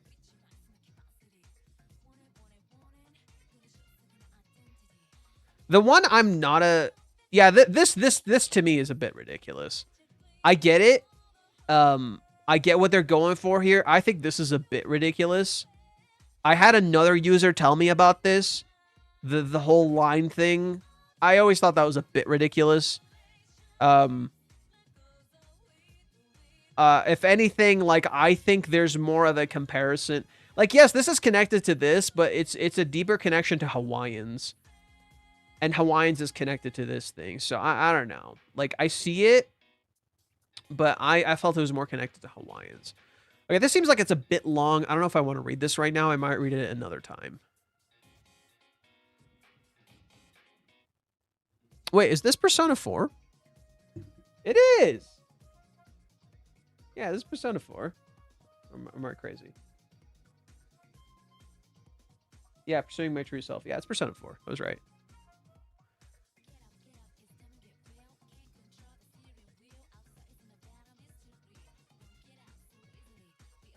Alright, this is the colored image by... I feel like Ruka has lighter skin. Am I crazy? I think Ruka has like... I think the tones they're using are too dark. So here's a bit of art critique from me. I think the tones they're using are too dark. They should use more red tones. They're using brown too much. They need a little more red tones in here. That's why the skin looks so dark. One way to make skin look a little lighter is to use more red tones and more pink tones. And that will lighten the skin a lot more. Also use a little more yellow. That should help it. Like, this looks more realistic, but when you look at it from a picture, it looks a little unnatural. But that's just me. That's just me.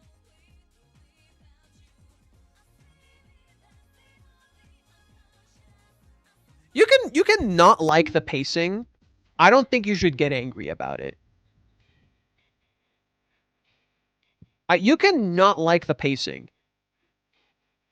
I don't think you need to constantly be pissed and angry about it. Because if something is making you angry, I think you should distance yourself.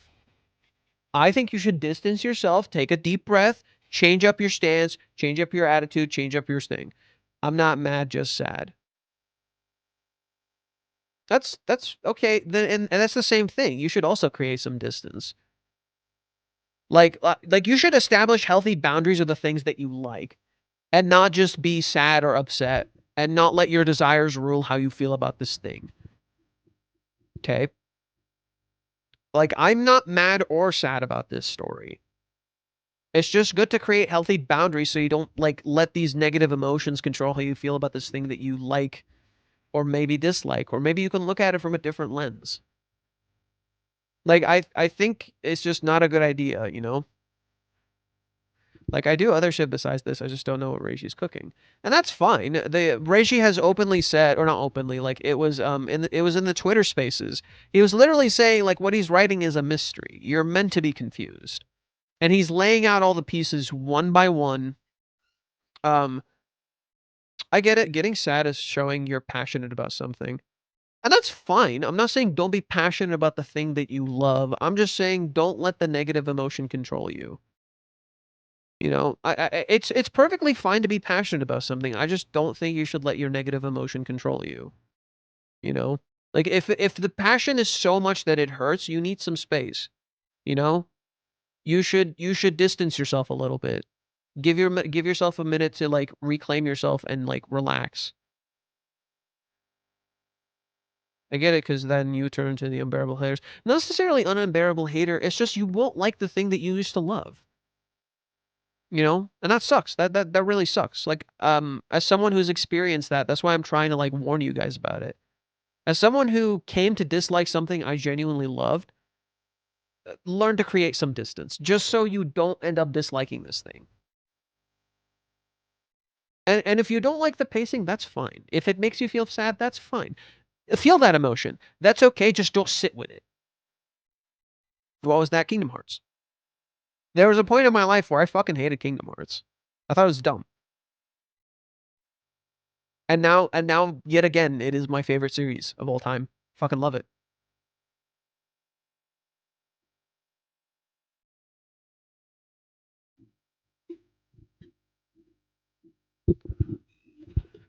But yeah, no, all I'm saying is, feel the emotion. Feel the emotion. Just don't necessarily sit with it. Don't just always, like, let the emotion simmer there. Like, keep moving a little bit.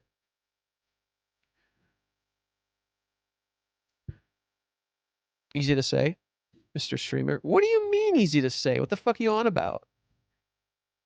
Bro, I interact with this series 24 fucking 7. 24 fucking 7. Do you know that I bet I put up with more hate and slow pacing than any of you fuckers. Are you kidding me? I've been reading this series since the anime aired in 2020. Weekly. I've been reading this shit weekly since 2020. 6 fucking years. I've been at it for 6 fucking years. Easy to say my ass. I've been through all the downs and lows. I've been through all the downs and lows. I felt it was slow. I was confused. I was lost. I was like, what the fuck is this man cooking? Brother. Easy my butt.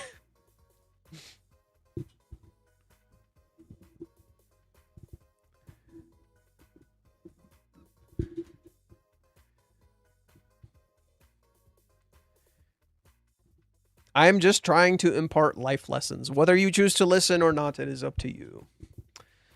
Damn, holy shit. I feel like after the climax of the movie arc in Hawaiians, Rag lost a lot of its fuel because of the pacing. No, so not quite. I think the pacing structure literally changed in Hawaiians. The pacing structure literally changed in Hawaiians, and the pacing structure consistently changes based on the arcs. So based on each arc, there's a different structure. Hawaiians, when you first read it, it's slow, but it's actually structured more like a what do you call it? It's structured more like a horror film. If you actually like read Hawaiians, it's structured a little more like a horror film. Like the way Hawaiians is structured. Then you go to the cohabitation arc, or like pre-cohab and then cohabitation arc, and it's structured more like a slice of life. And then you go into the date prep, and the date prep is structured a little bit more like how do I describe it? The date prep was different. It was structured differently from the cohabitation arc. It had more of a like an episodic feeling, right? But not quite episodic like a life, like a slice of life, but rather like a the next mystery kind of thing. You know, what's the next mystery, or what's the next thing we're gonna find out? Then you get to Odaiba, and Odaiba is structured like a big mystery and a holy shit, my anticipation is through the roof, and then a constant ease of tension and a rise of tension. So it literally felt like a roller coaster. Odaiba literally felt like a roller coaster, and you had no idea where it was going. You don't know where this roller coaster is going to end. Then Odaiba ends, and now you feel completely directionless, and you're like, where the fuck am I going? I don't even know where I'm on. So you're literally like in a car ride, and you have no idea where the fuck you're going. So to me, the pacing structure is not the same between any of these arcs.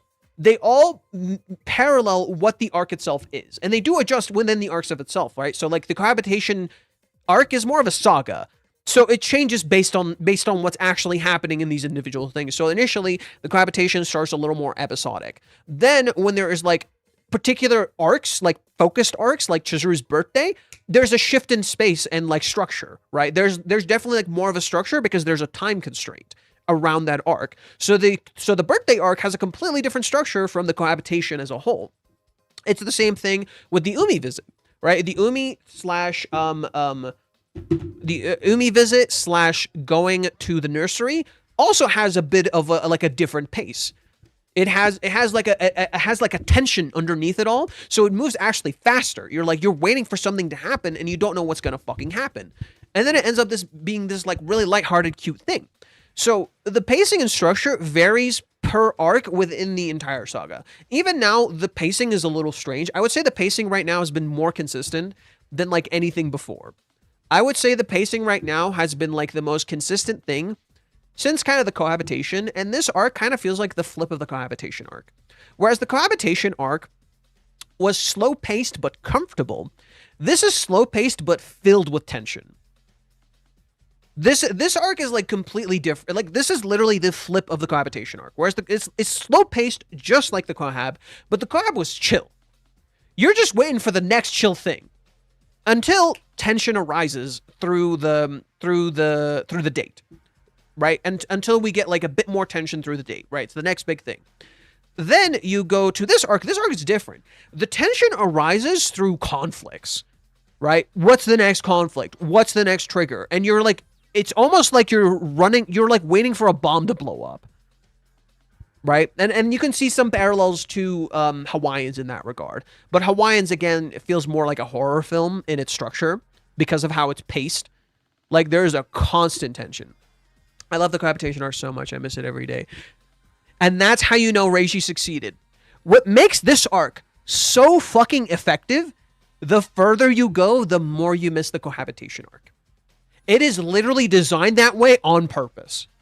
The more you dig into this arc, the more you miss the cohabitation.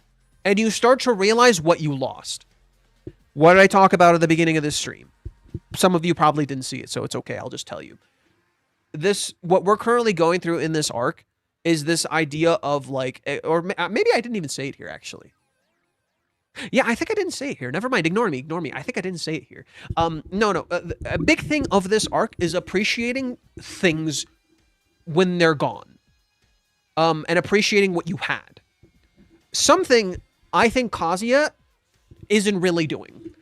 I think Kazuya isn't really valuing family. I think Kazuya isn't really valuing the people around him being gone. He's so comfortable having things that he hasn't realized something is gone. So you missing the Kohab, Reiji got you hook, line, and fucking sinker. Because that is literally what he's trying to do. This entire arc is literally about valuing things when they're gone. And recognizing what you have so that when it eventually disappears, you don't regret it. This is something I think a lot of us like don't recognize and take for granted. A lot of us like have things in our lives that we just kind of take for granted, and it never feels like they're gonna disappear. But when they're gone, you're gonna fucking regret it if you didn't appreciate it. And Kazuya definitely has that, whether it be his family, whether it be his friends, or whether it be Chizuru. Okay. I remember how much I hated how slow the cohabitation was during the time. It is a flat circle. Yeah, a lot of people, when the cohabitation came out, fucking hated it. When the cohabitation first came out, people fucking hated it. And now a lot of people say it's like one of their favorite arcs. Right? Now a lot of people say it's like one of their favorite arcs, which is really funny. A consistent thing I see with Rent-A-Girlfriend that's fucking hilarious to me is what you just described. I've seen like with every single arc. The movie arc, the cheer update. Everyone loves the cheer update. When the cheer update was like still like releasing, this is around when I started my channel. When the cheer update was still releasing, people hated it. Yeah. When the cheer update was still releasing, people fucking hated it. They did not like the cheer update. Only after chapter 164 did they like it. Yeah, people hated the cheer update. And I bet if we went back to the movie arc, you'd probably see a lot of people hating the movie arc. And it continues, right? A lot of people, when Hawaiians released, fucking hated it. Now there's a lot of defenders. Now a lot of people like Hawaiians. There's still more of an overwhelming hate for Hawaiians, but a lot of people like it now too. Like a lot of people who watched it through the anime actually really like it. While a lot of people who read it when it was releasing did not like it. And some of them changed their minds and a lot didn't. The cohabitation, another great example. A lot of people did not like how slow the cohabitation was. They fucking hated it. So many people quit because of the cohabitation. And now a lot of people say it's like one of their favorites.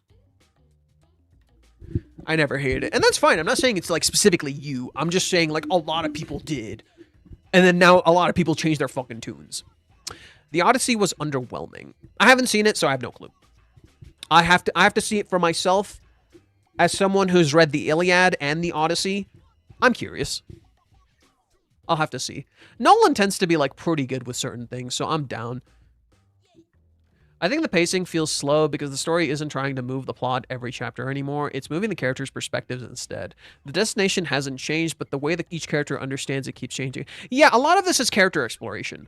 Like, a lot of Rent-A-Girlfriend is very much character exploration. So, like, if you are not, like, super invested in the characters, it might not click for you, but the people who love the characters are interested. I know Ruka fans low-key hate this arc. Just because they're like, man, I want Ruka to be back to being her cute usual self. I hate what's going on with Ruka. Don't be tempted by the dark side. And I'm like, oh, you motherfuckers don't know what the fuck you talking about. You ain't ready.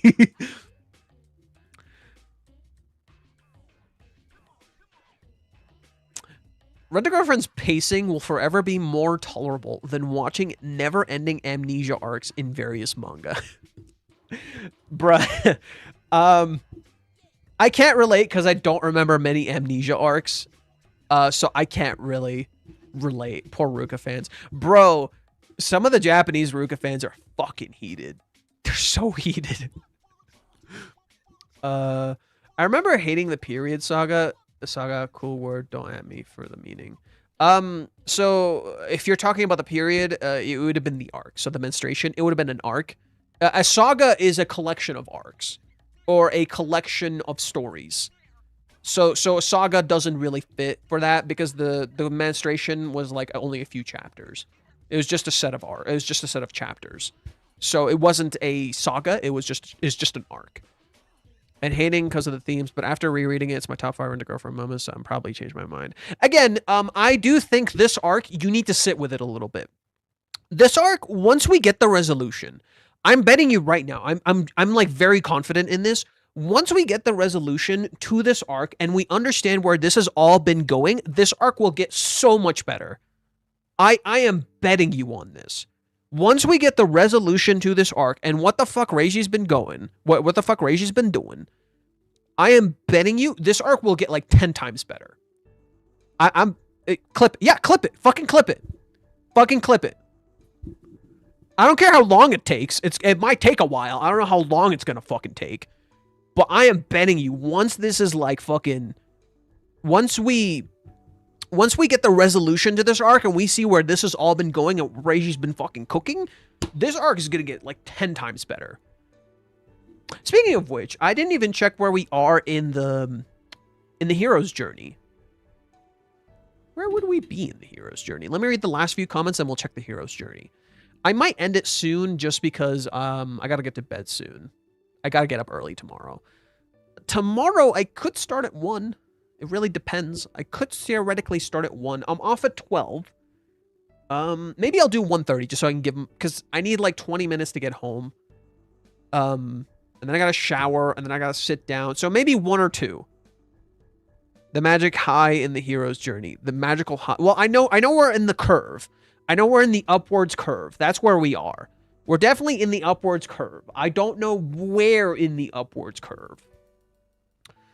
There's no worse feeling than leaving things unsaid or not doing something while you had the chance to. I regret many things that I didn't do with my grandfather. Yeah, and that's exactly why like I'm trying to spend so much time with my family and why I'm like putting in an effort to like cook and clean and do things for my family just like they did for me, why I'm trying to pay for things. But I'm also why I'm trying to like get things that I want and play things that I want.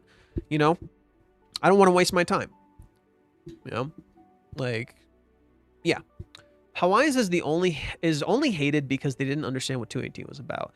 Well, 218 is like more of the straw that broke the camel's back rather than like the actual issue with Hawaiians. I would say 218 is just people's like excuse for their already preconceived notions about this story.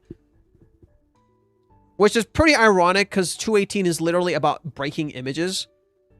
Like, I didn't even notice when I first read it. The whole idea behind 218 is literally about the idea of breaking the image of someone, both for Kazuya and Chizuru. Like, Chizuru's image for us as readers is broken, just as Mami later breaks her image, and as a parallel, Kazuya's image is broken to us as people because Kazuya had become so cool up until this point. And suddenly he's like a fucking loser to us, right? At least to most people. And then right after, literally the same thing happens to him with Mami, where Kibe treats him like a loser, like he's a piece of shit. He starts crying on the ground.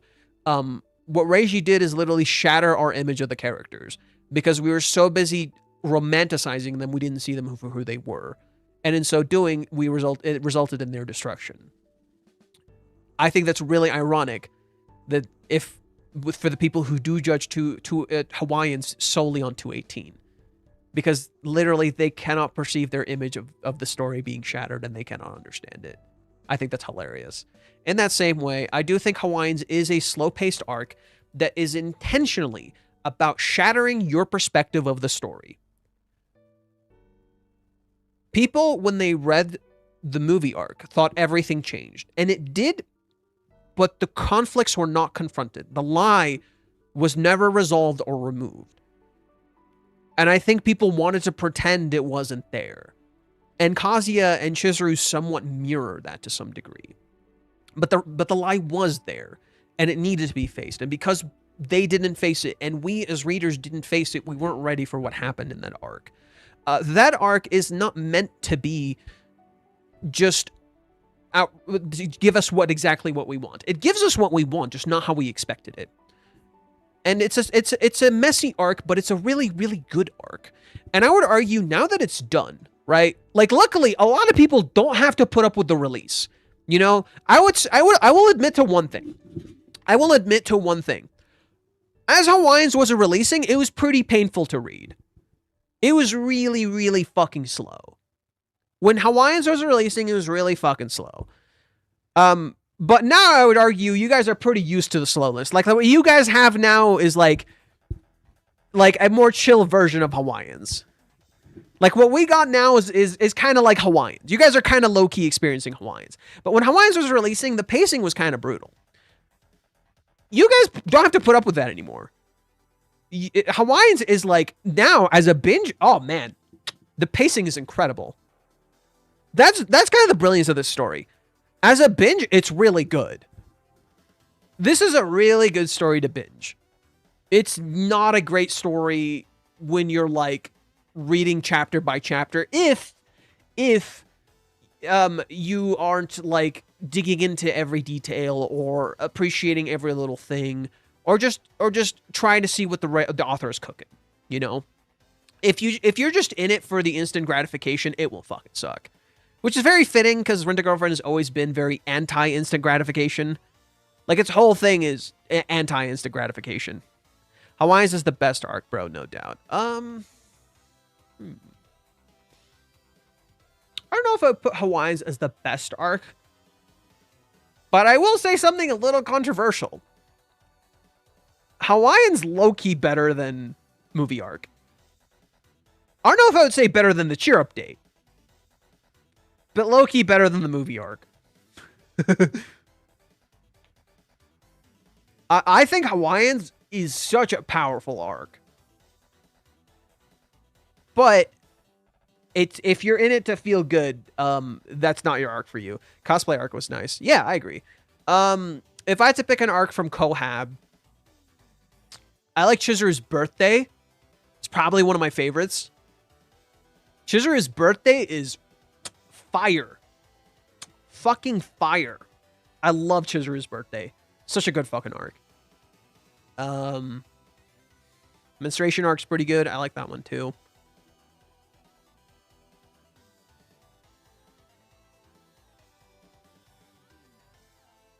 There's like one other one. It's on the tip of my tongue, and I can't like think of it.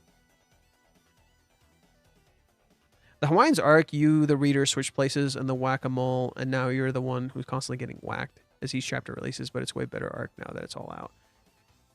Yeah, like because the Hawaiians arc is like shattering your perception of the story, people just couldn't handle that, you know? Because the Hawaiians arc was just shattering your perception of the story, most people just couldn't fucking handle that. Because it literally felt like you were getting whacked. Yeah. Oh yeah, that was literally me. Yeah.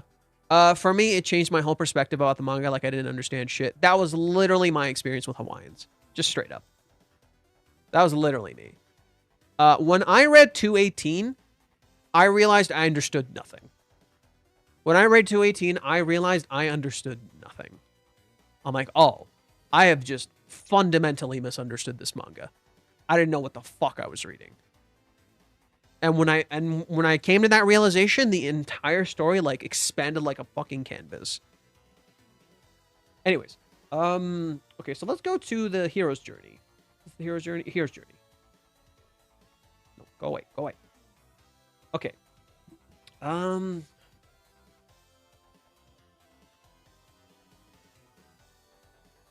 Okay. Refusal of the return, Apophis, Realm of the Wild Women or Men. Low-key, I still think we're here. We definitely don't have Rescue from Without. We're definitely not there. Death of Dreams, Black Moment, definitely not there. crossing the third threshold, the sacrifice. Yeah, we're definitely not at the sacrifice. Nope. What about like on Wikipedia? We had the Wikipedia version. Transformation. Atonement. Okay, we're definitely in the transformation section. For sure. Refusal of the return. The road back. The magic flight. Oh, okay. The road back. The resurrection. Refusal of... Return with the elixir. Refusal of the return. The magic flight. Rescue from without. I think we're on the road back.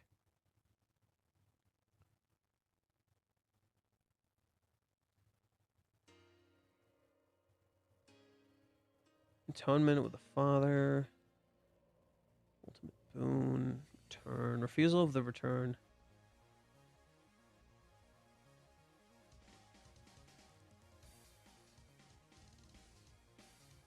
Yeah, I think we're probably still here. Yeah, we're probably still around here. Like, what's the rescue from without? Like, does it talk about that here? Rescue from without? Okay. Just as the hero may need guides and assistants to set out on a quest, often they must have powerful guides and rescuers to bring them back to everyday life, especially if the hero has been wounded or weakened by the experience. The hero may have to be brought back from his supernatural adventure by assistance from without. I think this might be next. The world may have to come and get him, for the bliss of the deep abode is not lightly abandoned in favor of the disorder of the weak with the awakened state. Okay. Society is jealous of those who remain away from it and will come knocking at the door. Oh, this is so next. Oh, this is so fucking next. Minnie literally walked into the door, bro. If the hero is unwilling, the disturber suffers an ugly shock. But on the other hand, if the summoned one is only delayed, sealed it by death-like rapture of the perfect being, an apparent rescue is effected, and the adventurer returns. I feel like we're around here. I feel like we're about to get here.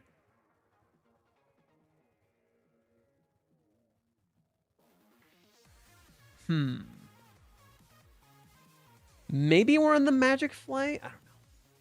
It's kind of hard to know. I do think we're like here in this section. We're here in this section. Did you get the Twitch affiliate? Yeah, I have it. I just need to set it up. Yeah, I got it. I just got to set it up. I just didn't... Like, I was going to set it up today, but then I realized it would take too long to set it up right now, so I just got to set it up in a bit. Let us give you a sub. I know, just give me a sec. I'll stream tomorrow, so you can give me subs tomorrow. The masses yearn to give money. Thanks, I guess. Yeah. Okay. Threshold, the return.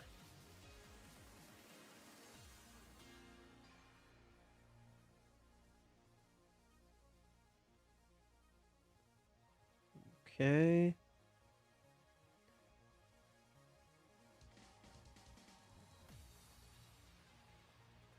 The hero returns with a new determination, compassion, and will that could only have been forged in the hottest and most ferocious of flames. With his newly tempered will, he journeys to the third threshold.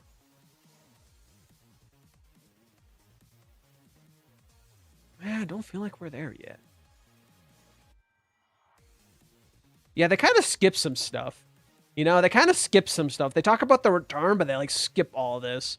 I guess it's kind of there. The death of dreams, the black moment, dark night of the soul, rescue from without. I guess some of that stuff is there. Thank God, finally. I know. It's kind of nice that we actually finally have it. The movie arc is just the calm before the storm. The movie arc was beautiful because it didn't deal with any of the actual negative conflicts. It's literally all the good stuff and barely any of the bad. That's why it was so good. That's why people like it. It just didn't deal with any of the bad. It was just mostly positive. But when you can't just all be positive, there has to be negatives. Okay. I think I might end it here. It's like 7:48. I gotta go to bed in like an hour, and I gotta get up early tomorrow. I'll try to stream at around 1:30 to 2 tomorrow. I'm gonna sleep early today, so we should be okay to do that like on time. I don't think I'll stream late again. It should be all right. Saturday and Sunday I have off. Saturday I might spend with my mom, and then Sunday I might stream. That thread that I had, I might try finishing it, or I might try turning it into a proper thread. We didn't get to read any Reddit today, unfortunately. We did a lot of talking. The movie arc is transcendent, but it merely looks only good now. It'll be even more important. Well, yeah, I think the movie arc is probably like one of the most important arcs alongside Hawaiians. Like literally, if they just remember the movie arc, like everything will click into place. The movie arc is central to everything in the manga right now. Like, if you want to talk about the most important arc in the story, probably movie arc. Probably movie arc. Like, the movie arc is, like, just fundamentally central to the narrative. It informs Hawaiians. Hawaiians is the other side of the coin. The movie arc informs it. What the movie arc taught us, the Hawaiians challenges. And the movie arc is like, no, we will still dream even when dreams die. Like, it's central to the narrative, if that's what you mean. But, like, I just don't like what people do with the movie arc. Any gaming stream on Sunday? Maybe. It depends on how good the stream is tomorrow. If we cover everything, I'll game stream. And if I do game stream, I'd like to finish Resident Evil 1. If we do game stream, I'd like to finish Resident Evil 1. Considering it's a speedrun game, I can probably do it. By the way, I'm going to try to stream a lot of my games on my PC, because I came to the realization my PC is actually really fucking strong. I didn't realize how strong my PC is. It's actually pretty fucking busted. Like, I think I'm only behind on, like I think I'm only 1 or 2 generations behind on what is it, the graphics cards. Like, my graphics card might only be like 1 or 2 generations behind. Like, what's a current gen graphics card?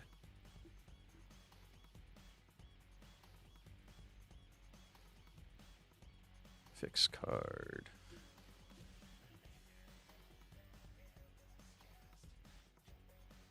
Blackwell. NVIDIA RT 570 Blackwell. Yeah, I think I'm 2 generations behind. Damn. But yeah, no, my computer's actually pretty strong. I was surprised. I can probably run damn, you realize that now? I didn't understand how specs worked for the longest time. So I didn't realize how good my computer actually is. But yeah, it's pretty fucking busted. Pretty good. Yeah, I'm pretty sure I can like run Rebirth on here. And Rebirth is like a pretty loaded game. Like, I think my PC might be stronger than my PS5. Pretty sure.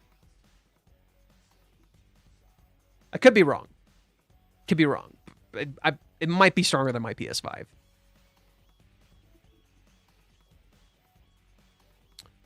The movie arc, good moments. Hawaiians, bad moments. Kohab Saga, good moments. Current Saga, bad moments. Like up and down, wave. Yeah. Speaking of which, we still don't know what the fuck the wave is. I think next week, we might find out what the wave is. If next week is part 4, bro, 434. And everything seems aligned too. Part 1, part 2, part 3, 431, 432, 433. So tomorrow, we might get some clarity. Or sorry, not tomorrow, next week. Next week, we might get some clarity on like what the fuck's going on with this arc. Like, what the hell the goddamn wave is. Maybe, I'm not sure. PS5 is really something.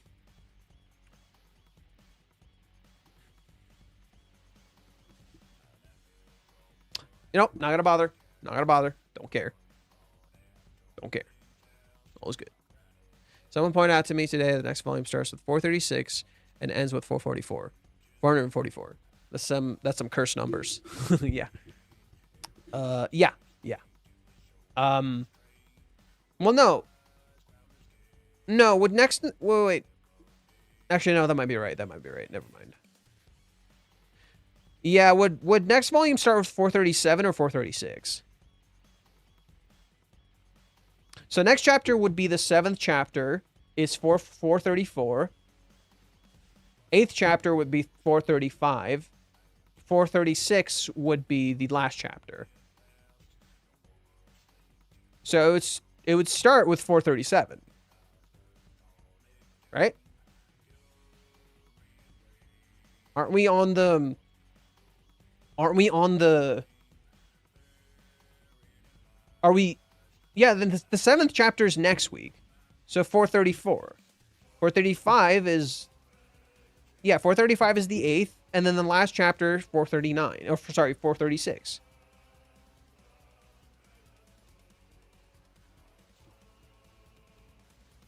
Yeah, that seems right. I don't know. Anyways, I'm going to call it, gang. It's getting late.